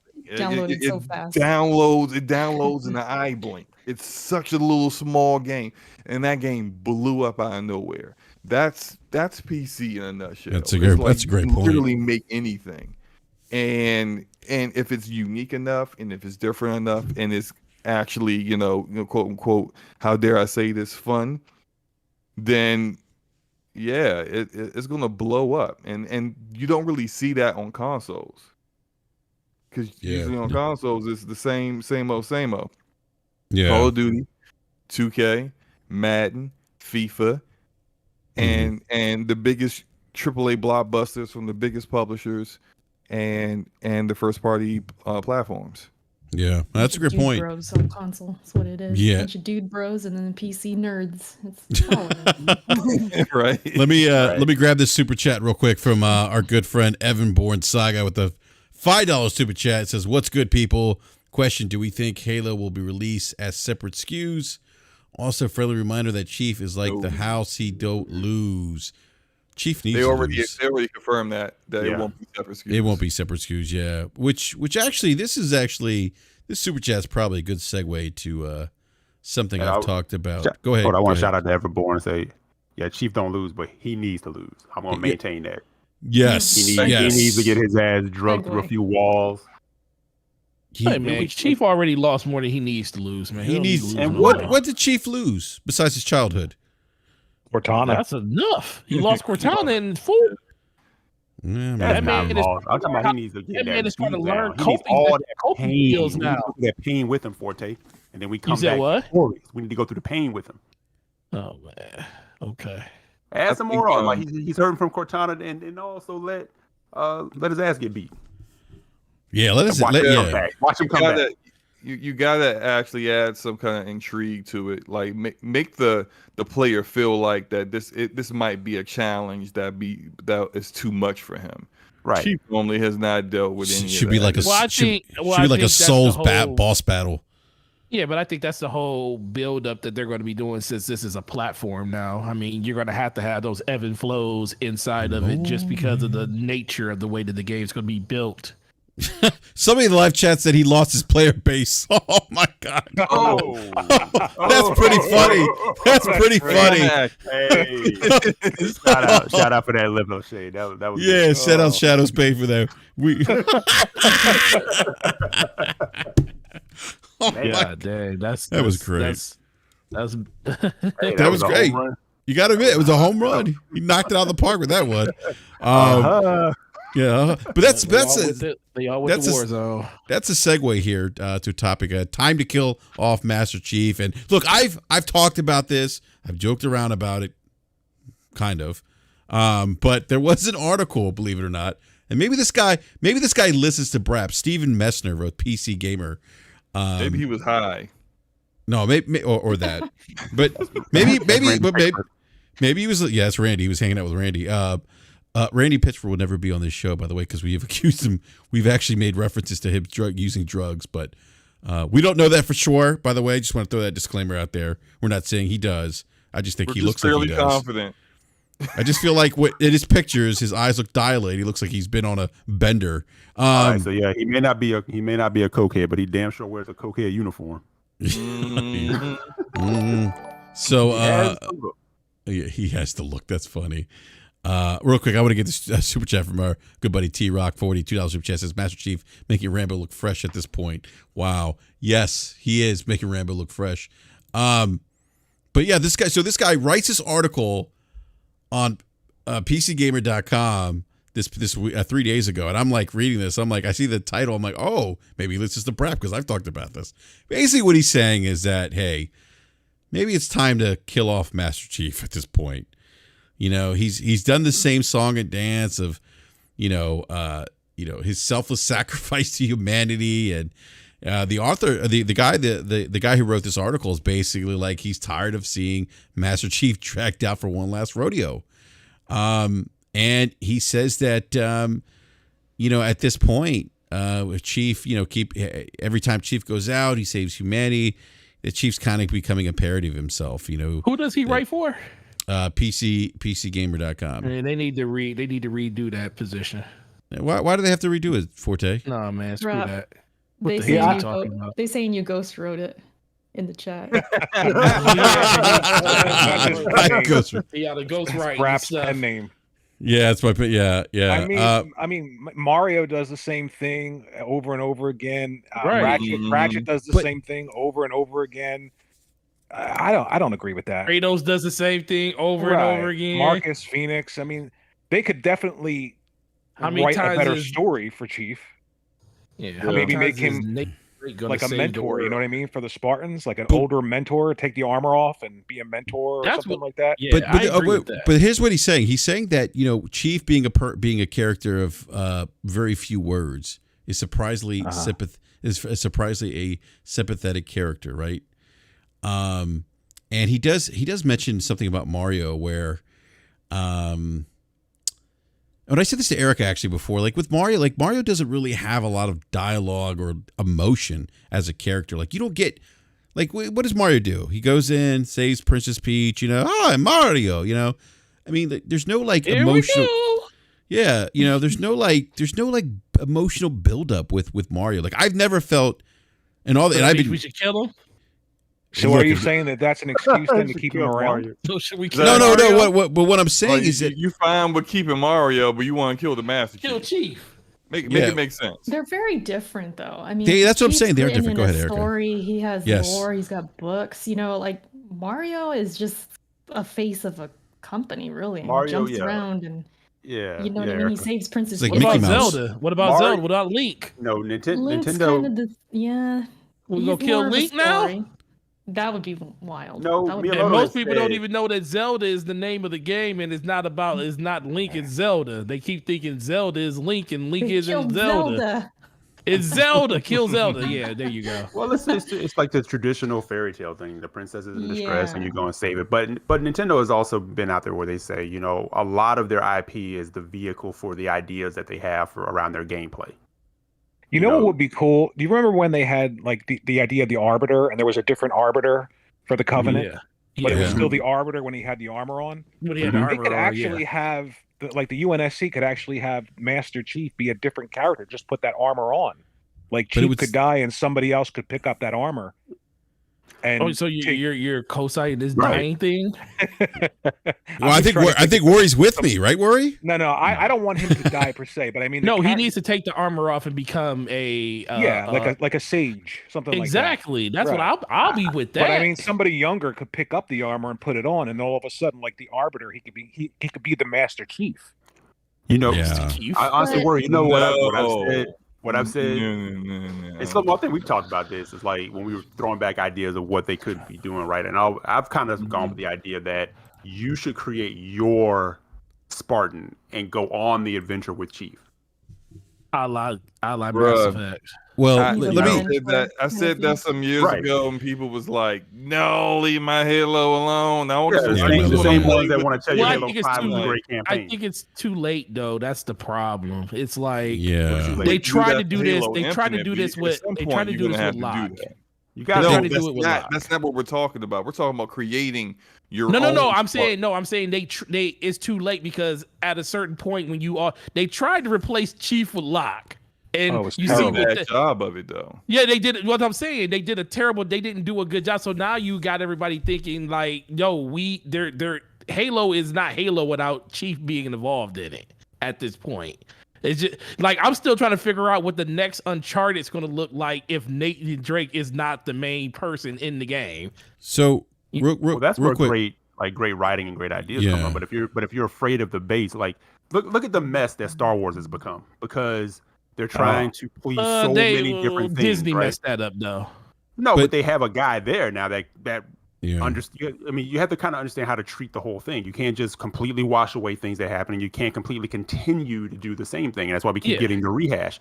So you have to evolve it. I think that's where God of War 2018 resonated. Is like I said, if Kratos came back and he's still angry and screaming and yelling, I'm like, I don't identify with it. Well, Kratos is still the main character though. But here's the thing.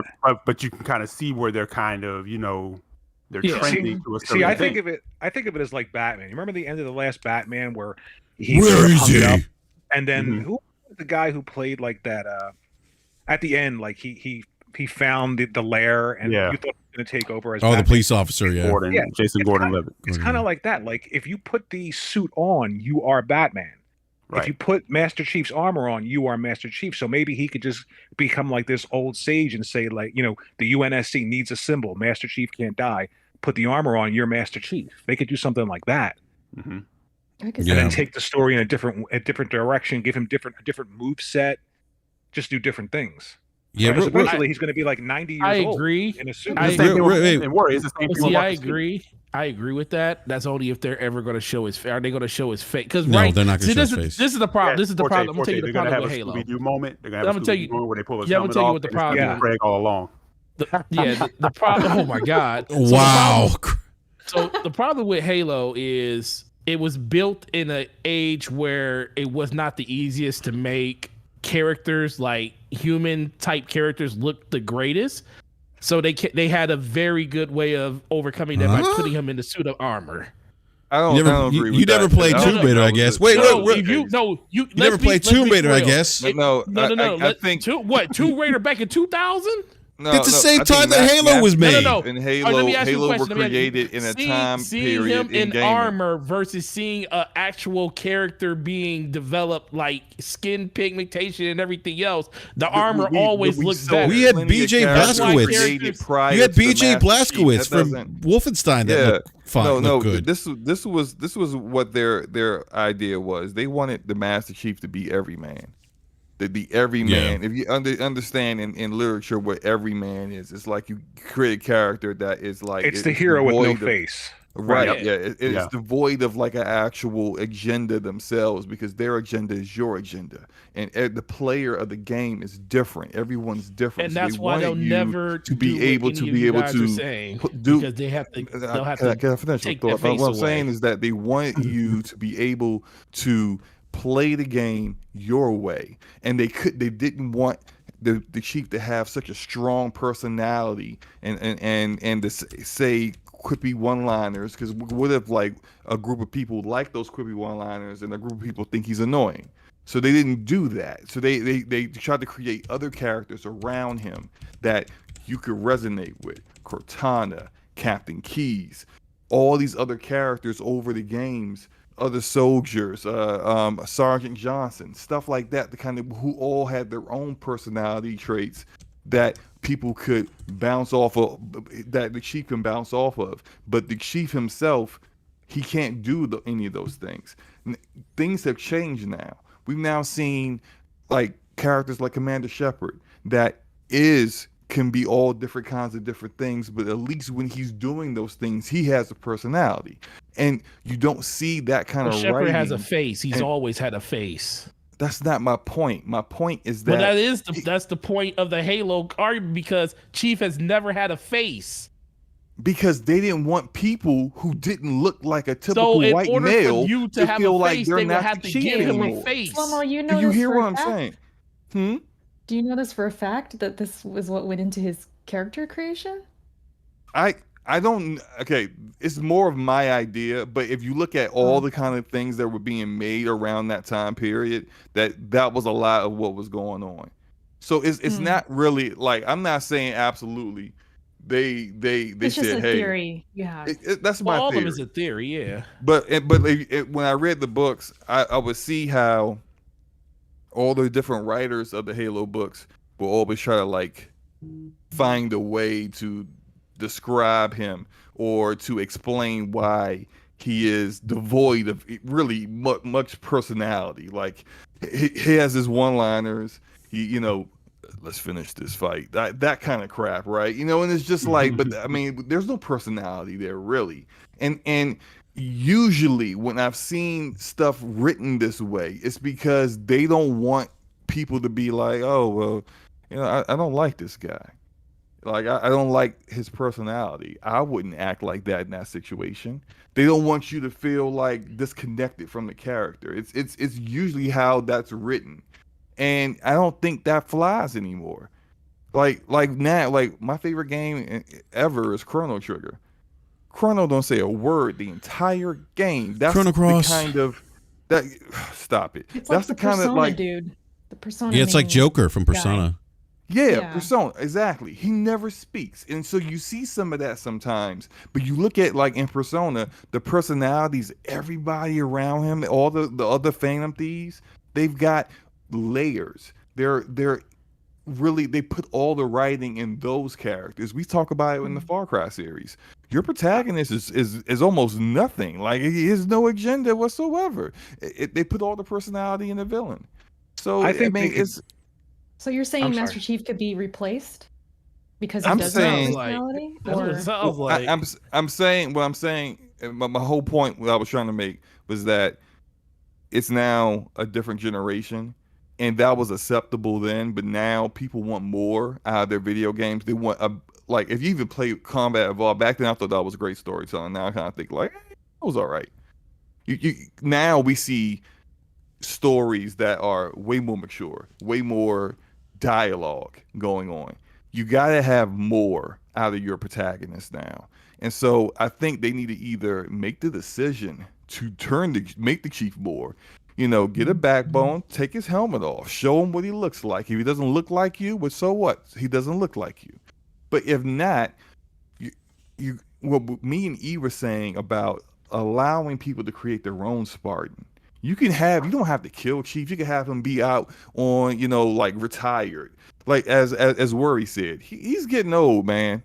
And the game continues in chronological order. It's not like Mario where it's just like the time. No one cares about how long Mario's been doing this. There's no timeline to it. Well, there's a timeline to Halo. So like he's going to get too old to realistically be doing the kind of stuff he's doing, augmented or not. Right, so like, I mean, create they your have own Spartan, where they have the choice to go back and show him in the early days with Blue Team if they want to go younger and do something like that. But like they an also origin took the story. chance, right? They also took the chance of showing him when he was really young in the beginning of Halo 4, if you remember that opening.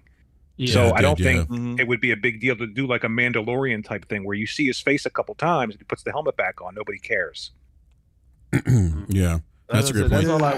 That's all I was saying. If they're going to go the direction you want them to go in, they're going to have to show his face. Yeah, And I just don't see that happening. Yeah, real quick, soon. I want to mention something in this article, and this goes back to what as we were discussing Mario and Nintendo, because in the article it states, he says, I get that Master Chief is an icon like Crash Bandicoot or Mario, and that Microsoft is probably reluctant to ditch the face of their biggest franchise, but that's antithetical to telling an emotional story with proper closure. Stories need an end, and when characters are continually thrown into new adventures without any emotional growth, they start to feel cartoonish and one-dimensional. Like he says, like a certain plumber Mario, or it's like a certain Italian plumber. And I think that's kind of like what Erica was saying earlier. Like that's kind of the difference I think with Master Chief and Mario. And I think that's kind of like where I'm a big fan of Halo, but I felt some kind of disconnect with the campaign or Chief to an extent.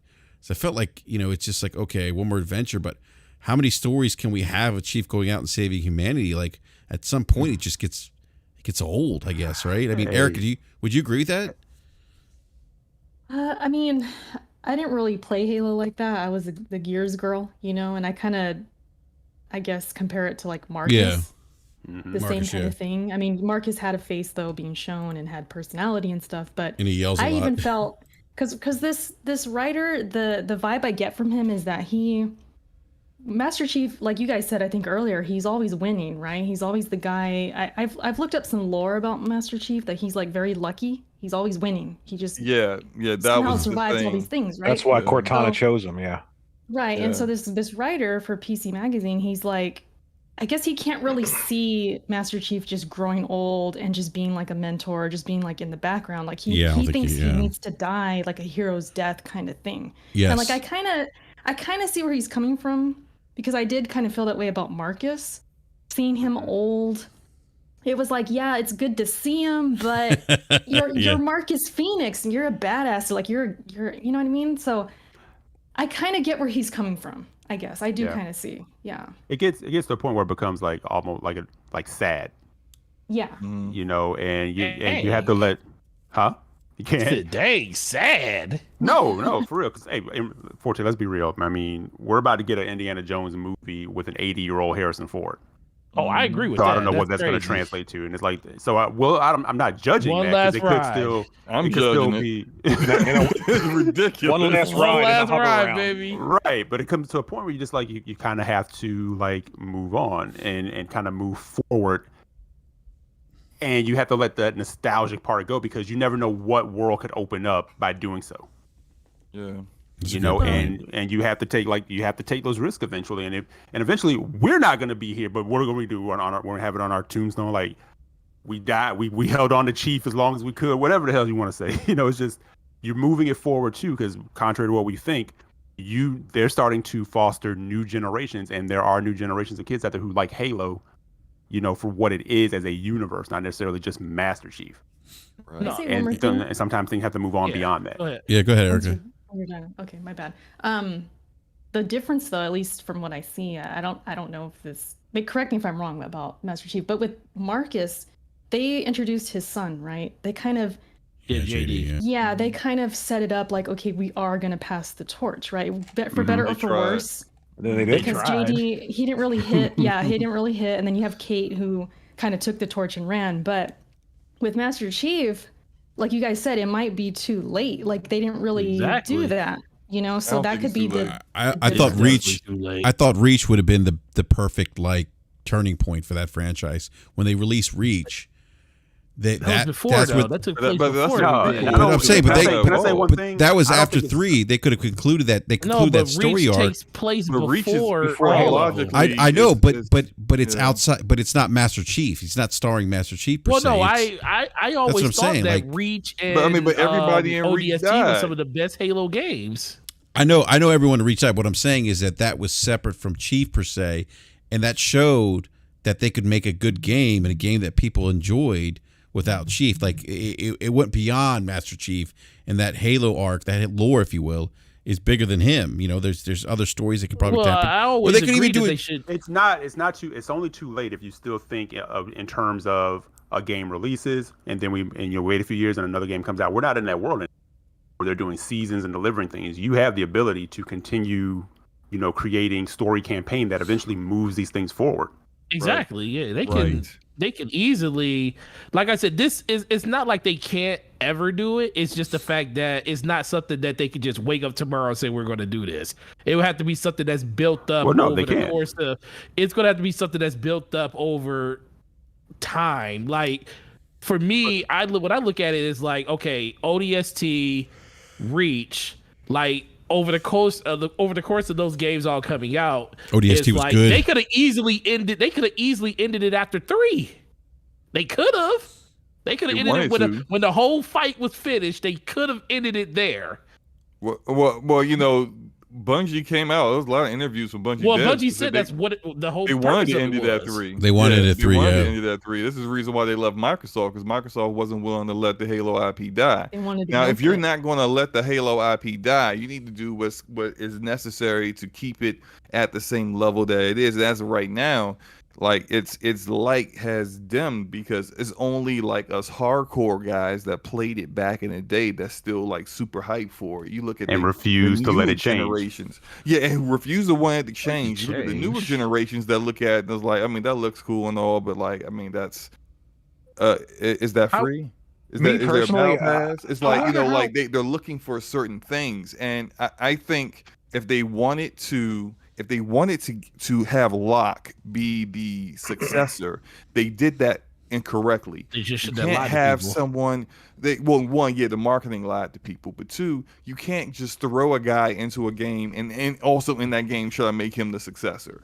Like, right. You need to they should have gave Locke like his own side Halo game.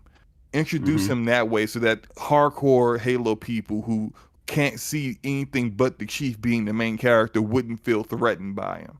Then they would actually have their guard down. If they like the character, then they would like it, and then introduce him into the next main Halo game, and then kind of gradually have him take over that role. That would have been a better way than just like, here's Locke, and he's in the majority of the missions in Halo Guardians. People are like, wait a minute, hold up. I played this game to play with John 117, not Locke, whatever his last name is. I don't know him. I don't care about him. And so it's like Locke Johnson. You stupid, Eric. Locke Johnson. No, I agree with Slomo on that, because that was I think the biggest mistake is you tried to introduce a new character, and then alongside that new character you want to still, it's like having your cake and eating it too. You want to still have Master Chief be a part of the story, but you're trying to basically say, well, why am I not playing with Master Chief? You know, that the story's about Master Chief. The reason games like ODST and Halo Reach worked is because Master Chief was removed completely from scenario, and they were great games because of that. They told their own story, and I felt like, man, I still feel like Halo Reach is by far the best Halo game of all of them, just because it's got the story itself.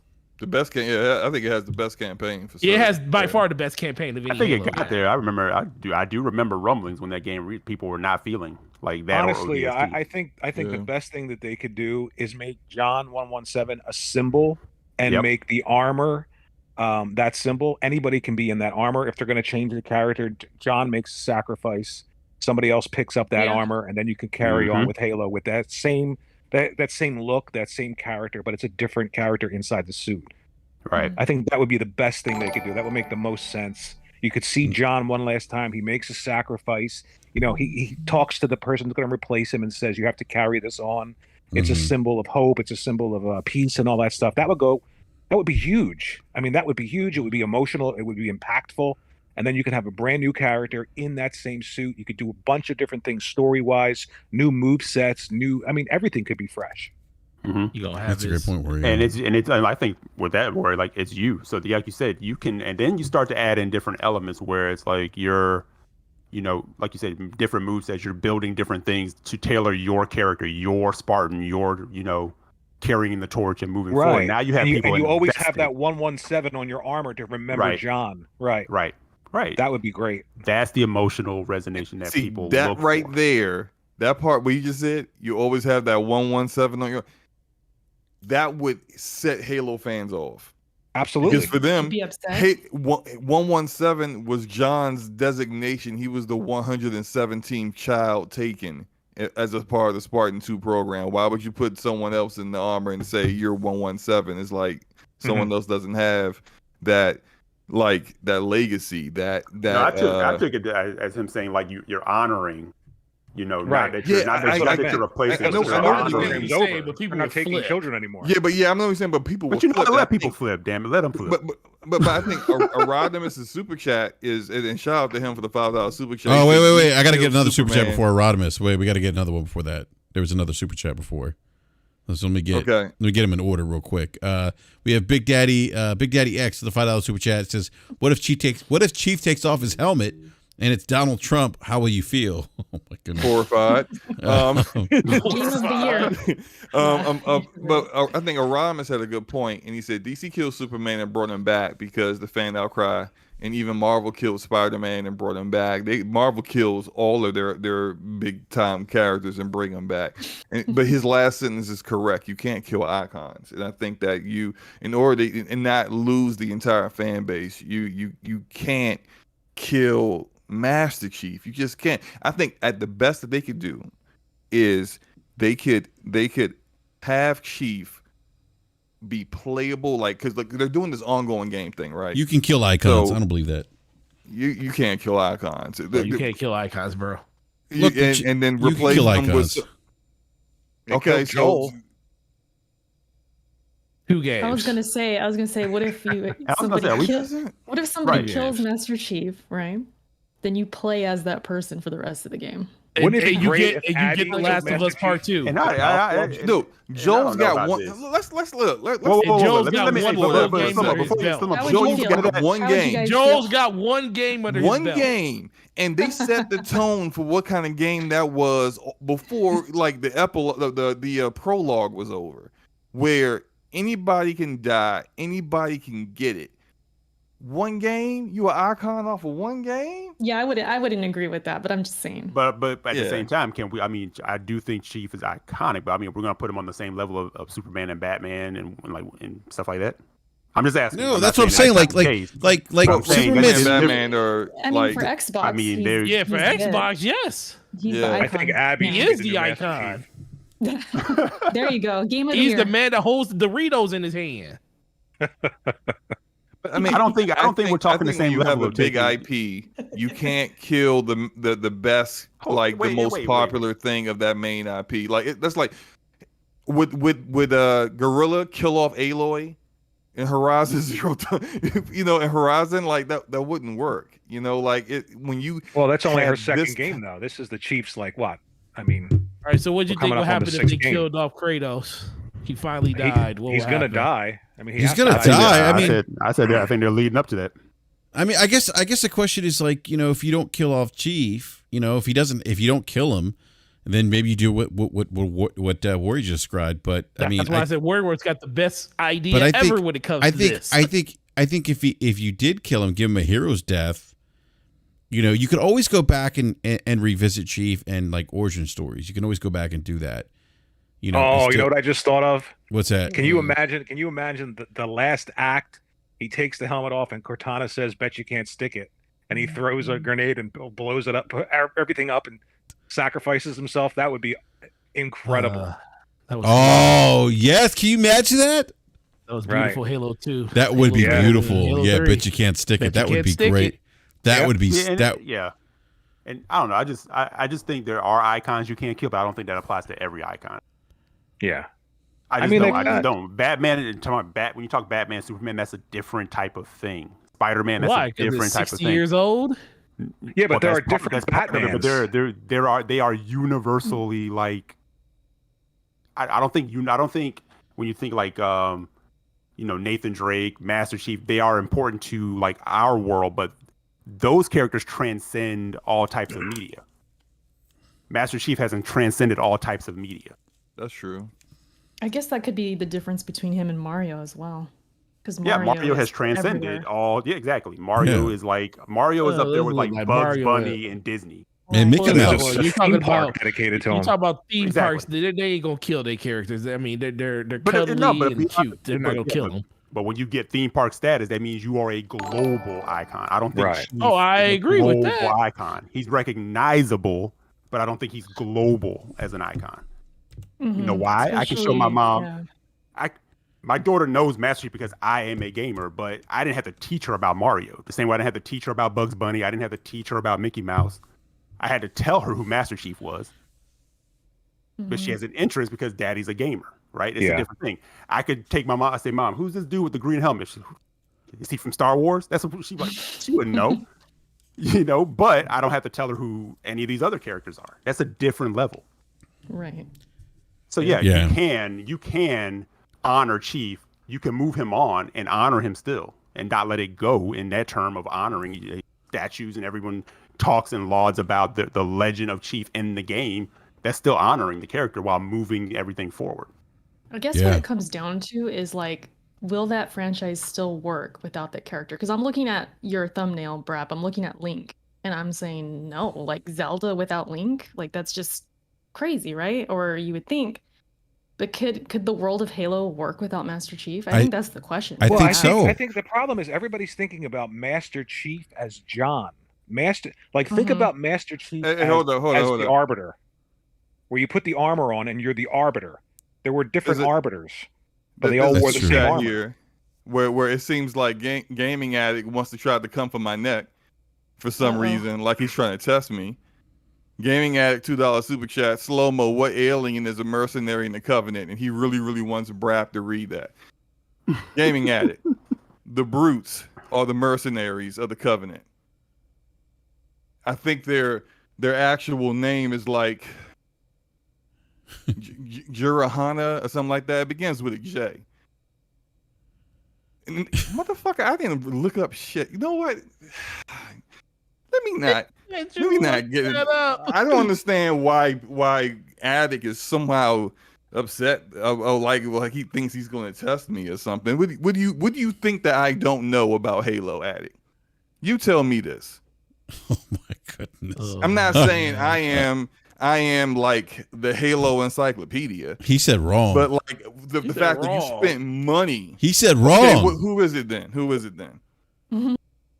Oh my god! All right, go ahead, Warrior. Finish your point, man. The fact that this man spent money to try to check. I can't believe we're arguing over the name of an alien Halo. It's like really like what the hell? What is this? I know, right? Like, it's 11 o'clock. Come on. Yeah, go ahead, Warrior. Finish your point. Go ahead, Warrior. Finish your point. I completely forgot. Now, you were saying something about I think the Master Chief is.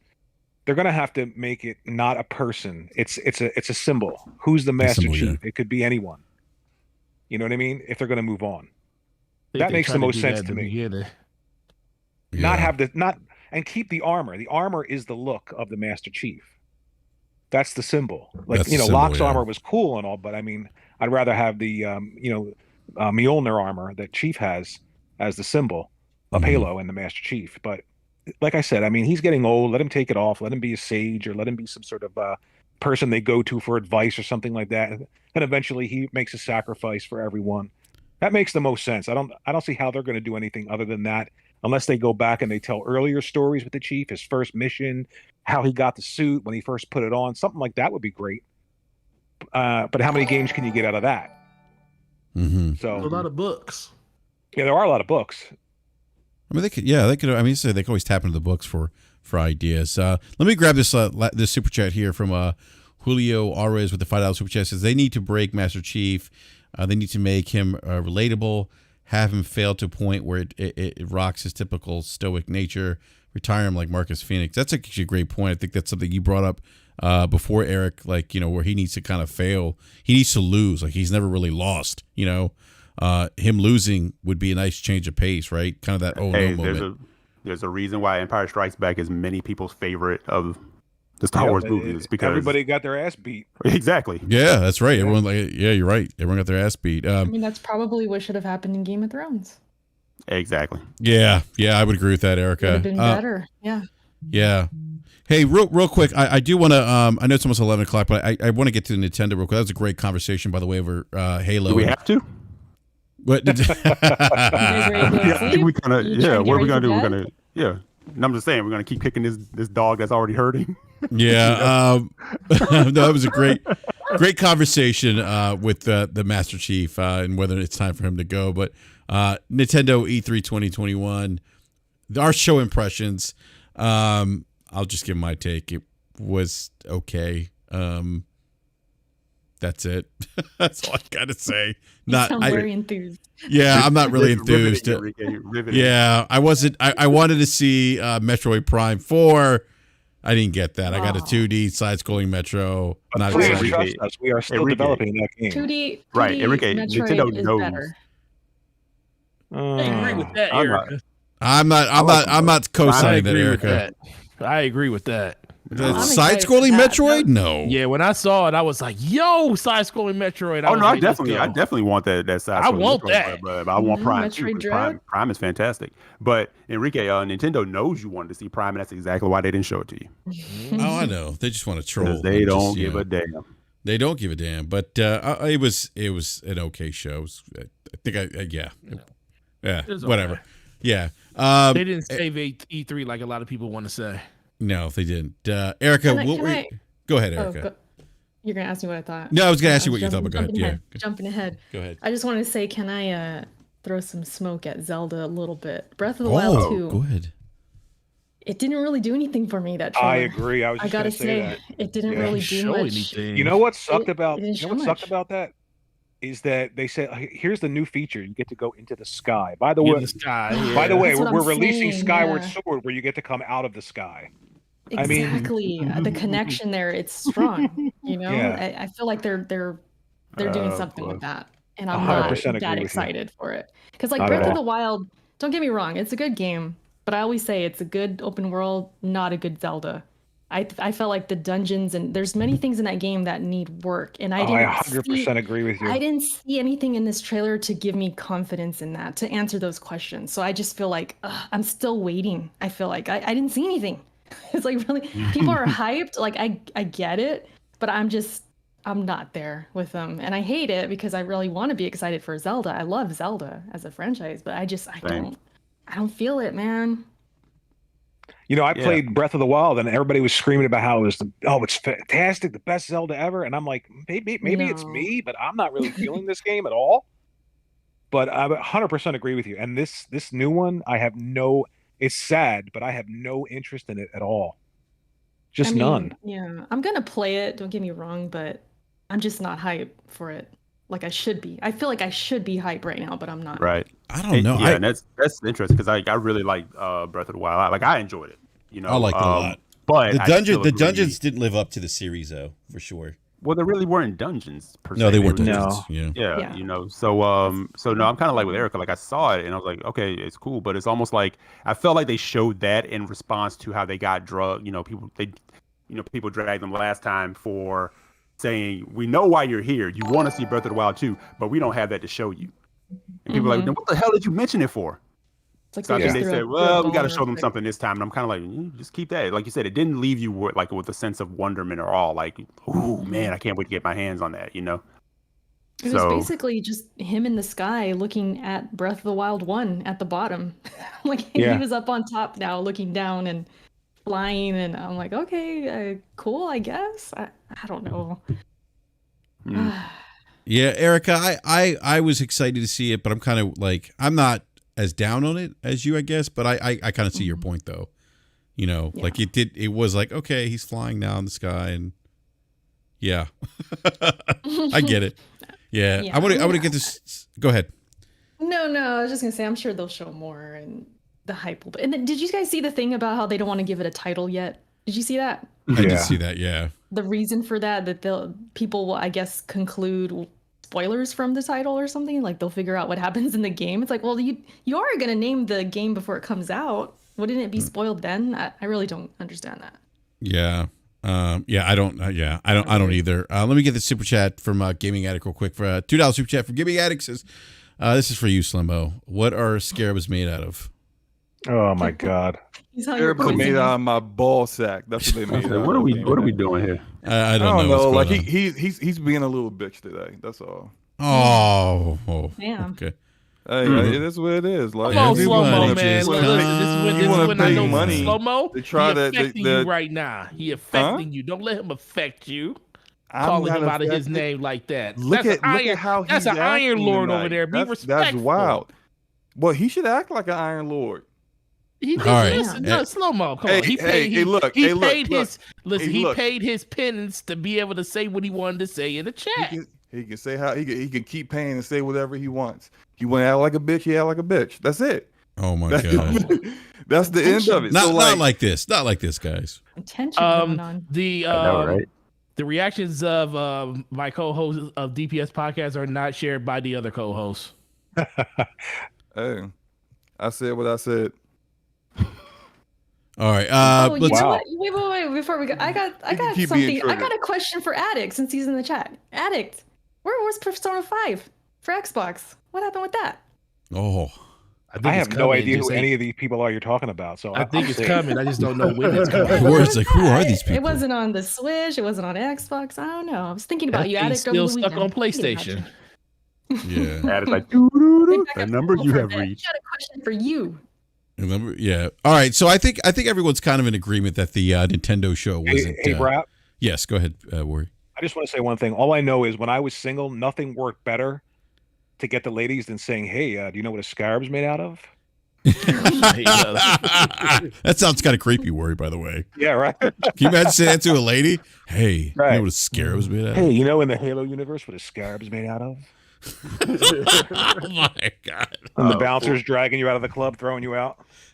Hey, Lord. Worry, full disclosure, that's what put me over with my wife. They was Oh, going, boy. they was going horribly, man.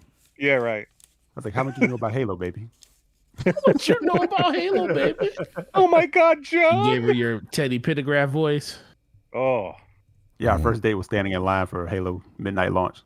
Oh wow! Hey, real quick, Slow-Mo, we gotta if you could DM the trivia question too in the BRAP DM. By the way, I want to do that real quick before we wrap up the show. You sure you don't want to ask Attic? I'm pretty sure he's got Halopedia up right now. No, I don't want to ask Attic. Halopedia. Addict's gonna win. Oh yeah, he's got it locked and loaded. All right, then maybe we should do a different trivia then. Why don't you just do a random?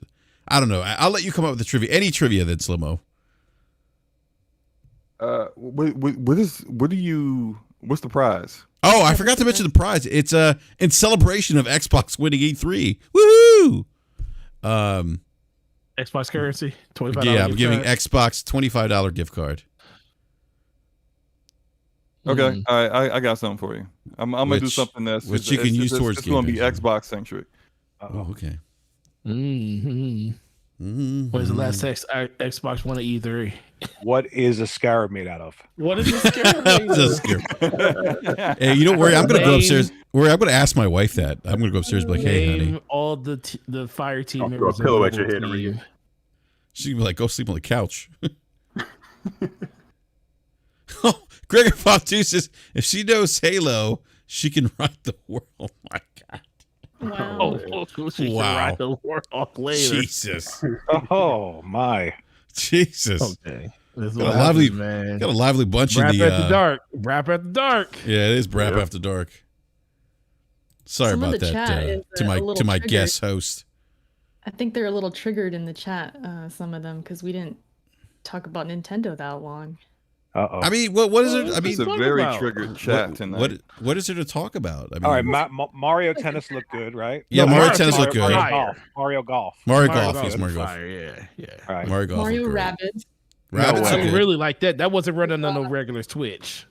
Love that first game. So Where's- I'm definitely where's- playing the second. Where's the Switch Pro at, y'all? Where's So- it at? Erica, do you think that we didn't talk up Nintendo enough, or we didn't talk shit about Nintendo enough? Either way, I think they just wanted more in the chat. So I don't know which way, but I don't know what else to say. Like, it was I don't have a lot to say. I mean, there was like there was Breath of the Wild, Mario Rabbids, and Mario Golf, and that was it for me. All And right, so what do Metroid. you? Okay. So Breath of the Wild, I can't wait for the next one to come out, and no matter what they show, I was going to be there anyways. But for you, what do you need to see in Breath of the Wild Part 2 to be different to kind of make it better than the first one? Oh, there you go. All right, look. All right, 14. me? Anybody? Open Oh. question. Well, I No mentioned weapon the dungeon. degradation. What'd you say, E? That's- Go ahead. I'm sorry, Eric. I didn't mean to cut you off. I was just saying You're no good. weapon degradation unless if you're gonna have that system in there, you need to have the ability where someone can invest into the weapon that they like, where it does not break. People are going to hate me for this, but I would like it to be less open world. You know, Worry, I would agree with that. I like don't that. know. That's the It one might thing be I love easier about on the game. frame rate. Yeah. Yeah, that game had some performance issues. Let's keep it real. Well, yeah, it was running on a potato, but Another one, Forte, actual dungeons, like Shit. true to life Zelda Yeah, dungeons. with boss And keys. Abby as Master Chief with a golf club. Oh my Wow. God! Wow, Worry, I'm sorry. Worry. I think I Abby love just having runs you on. in like in like the first 15 minutes, just smashes Ganon's knee. yeah. Like, What, Like what about Tanya you? Harding. yeah. What about you, Erica? I agree with those. I mean, I don't know about the open world one because I do like Yeah. the open world. I love the but open world. Yeah. the dungeons need to improve. Less of the shrine stuff Yeah. and do more actual like good Real dungeons. dungeons. with 100%. great Yeah, levels boss and- keys. and good bosses, like variety of bosses. Did Yeah, you guys they do the bring that DLC? Yeah, mini bosses, boss keys. No, Did I you guys didn't. do the DLC? No. No, I No, didn't from do what I that. That's understood, where there was really that's no where reason. they tuned up the champions and stuff with the bosses. I mean, which Really? should be in the base game, but if you played the DLC, they added I think it's 4 champions, and it's really good. Like it adds so much to the story, but because to the point where I I was already probably 96 hours in. Because the one thing about Zelda game is I know myself. If I go and beat Ganon, like in the base game before the DLC had came out, I probably would have never played the DLC because I'm the type of person, once I beat the game and I'm done with it when it comes to that type of game.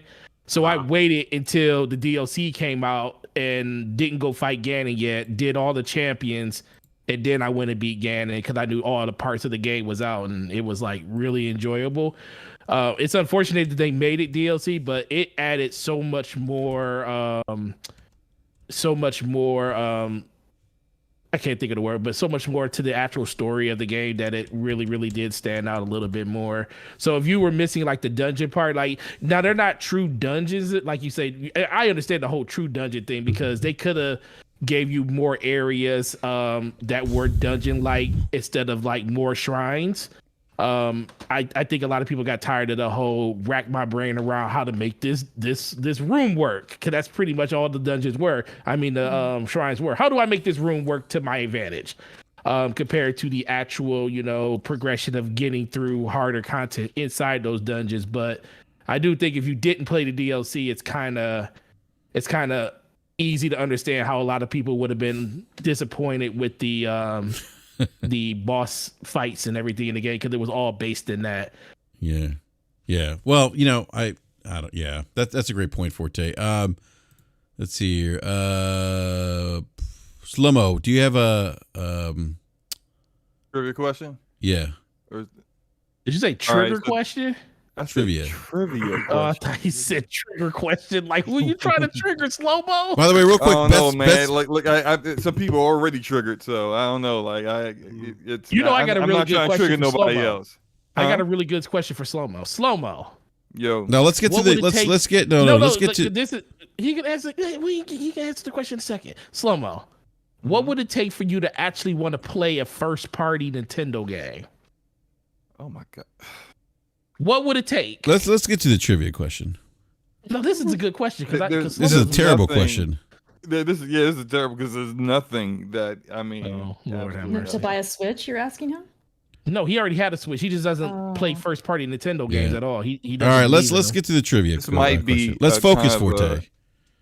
It might be kind of a trick question, but we're gonna this sounds like BRAP trying to go to sleep. That's okay. Yeah, BRAP's got to work. BRAP's got to get up and work early. I do too. You got no job, Tommy. I just swung about 24 Xboxes today, sir. Out of the back of your car, it doesn't count. Well, I wish it was out the back of my car. I know, right? I wish I would be $15,000 richer. I got the question. Here we go. What game engine was Lost Odyssey created on? Oh, this is good. That's a good one. All right, so repeat it again in case people didn't hear it. Okay, and also, if this game engine has multiple iterations, you have to name the correct iteration. So, what game engine was the game Lost Odyssey created on? Right now, Google's being used extensively. Abacab 72's got it. It's Unreal Engine 3. Mm-hmm. Yeah. He said Unreal 2. Unreal 2. Maria. Yeah, I knew that was too easy, but that was kind of easy. It was literally a Google search. Yeah. All right. Abacab 72. Hit me up on Twitter. Shoot me a Twitter DM. And I will give you the Xbox code. Congratulations to you, Abacab72, our winner of the $25 Xbox digital gift card. So just hit me up on Twitter, BRAP_podcast. And once you do Abacab, I will give you the code. So congratulations. Real quick panel. As we're talking about Breath of the Wild, best Zelda game of all time. Go. Oh, damn. Wow. I was responding to people in your chat. I'm like, wait, what? Best Zelda game of all time? Yeah. I'm gonna go with Diminish Cap. I loved it. That's a great one, man. It's gotta be Ocarina for me. Ocarina's good. my favorite. It's like one of my favorite games of all time. Ocarina was my second and my favorite. I'm gonna go with Wind Waker because it also brings in Ocarina. It does. It does. People don't know that. Yeah, Have it you guys does. played Link Between Worlds? I love that one too. That's another good one. I did play that one too. Yeah. I'm gonna go with Majora's Mask. That was really good. Excellent choice. Excellent choice. We got a good variety right now. Yeah. Hey, real quick, Look at the these Melodic top-tier Punk games that someone will $2 never super play. chat says Majora's Mask hands down. Thank you, Melodic Punk. Erica, that's why we can't kill Link. Oh, Even though boy. it's It's a different Link every time. Yeah, right? so exactly. I was like, so It could be a different Master Chief every time. there you go. It's like the Hey, spirit of worry. Link. Yeah. There you go, Worry. We just moved to a different. We just Yes, moved the we years do. forward or backwards. Yep. Yep. There we go. And he's green. He's green. Wears green armor. He wears, he does wear a little green hoodie or whatever. Green armor. We removed Chief's helmet to reveal Tinkle. Or not, or Tingle. or it's Navi. Hey, listen. Yeah. Listen. It was Navi the whole time. Hey, by the way, Davy DR in the live chat, when he said never played a single Zelda, where to start, BRAP? I would say play the first Legend of Zelda on the NES if you can. That's a great place to start, in my opinion. I actually Yeah. wouldn't have him. I wouldn't have him start another original. Oh, really? Oh. I would. No. I mean, is I he would gonna have say- an NES? Hmm? I mean, it just depends what consoles they even got, to even play Right. it.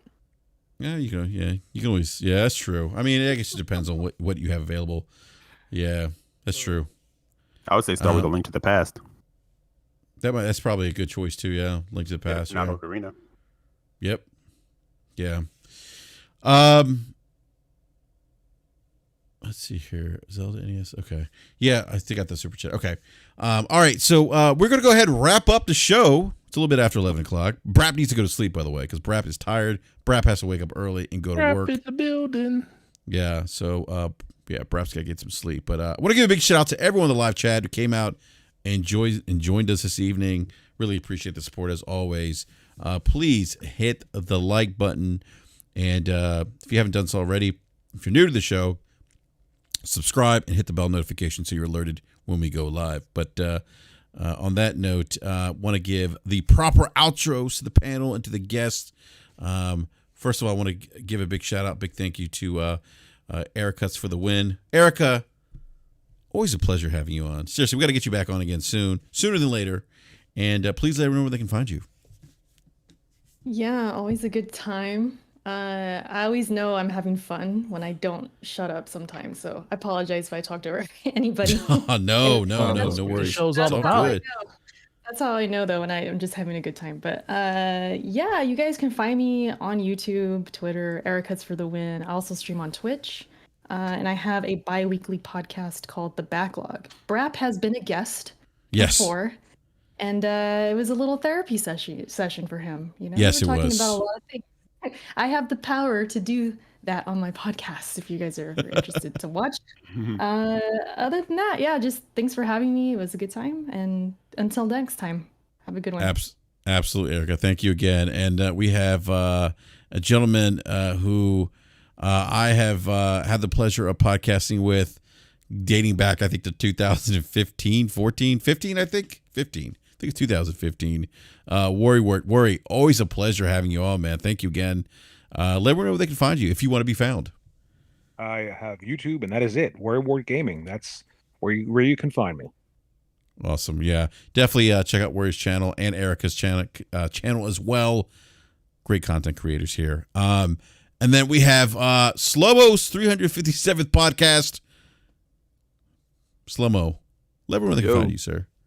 You can find me tomorrow on Gaming Forte's channel for the next episode of the DPS podcast. We're going to have Randall Thor, 19, in the house, and we're also going to have Jeff Grubb coming through to talk about a lot of post E3 stuff and just in general our thoughts on everything that's going on in the gaming world today. So come through. We're gonna have a good time. Oh, it's going to be an awesome show with Grubb and Randall Thor. Yeah. Good stuff. And Gaming Forte, we'll skip you. I'm just joking. We're not going to skip you. That's fine. I got a podcast that I can literally lean back on and take one off the books. That's okay. Forte, let everyone they can find you, sir. Yo, Game Forte everywhere, YouTube, Twitter, Xbox Live, PlayStation. Slomo already said it, DPS podcast tomorrow night. Make sure you go to his channel too. We did DPS on his channel last week. It was a really, really cool show. We have Jay Fonzarelli on there. We had Ejak on there with us too. Go check it out to see what we were right and what we were wrong about, before E3 actually posted. So that was actually a really cool show. And man, Erica, make sure you go sub to that channel. All the support. Make sure you watch those live streams. Worry Word, same thing. Does great content on the channel. I'm always checking it out whenever I can. And the voice of reason, Ejak. I knew you're special. That's why you've been on DPS more than anybody, because you're special. And we love you, man. So guys, E3's over, but continue to keep playing those games, and it's a great time to be a gamer. And you guys have a great week. Yeah, thank you, Forte. And last but not least, Eric Jackson, man, always a pleasure having you on. Let everyone know where they can find you. Yep. Another great show. I want to thank Erica for coming through. Worry Ward, the original voice of reason. Always great to podcast with you, man. Is that where you got it from? I didn't get it. I think Mooch kind of dubbed me that, and then it just kind of moved on. But no, Worry was always one of the original. I like his opinion and thoughts on gaming. Yeah, always level-headed, for sure. But yeah, Forte. It's the drugs. It's drugs. Worry and Randy Pickford. Yep. Every Friday and Saturday we party. You party? Yeah. Oh my goodness. But no, Forte, Slow-Mo, Enrique, great night. Always great to podcast with you guys. But you can find me on Twitter, EC Jackson with an X, and yeah, that's about it. And also, Gaming Perspective podcast Tuesday nights at 8:00. Absolutely. Oh, I missed something. Sorry, you too, BRAP. I didn't name you in that list of people. Oh, well, thank you, Forte. I appreciate you too, and I want to hug you too sometimes. No, I appreciate it. I'm going to hug you after the show's over, man. So Okay. Yeah. Yeah, let's move on, please. Yeah. End the podcast. Eric almost left earlier. She's like, should I leave you guys alone? She said, end it. Yeah, end it. Oh my God, remember my outros used to be so long. End it.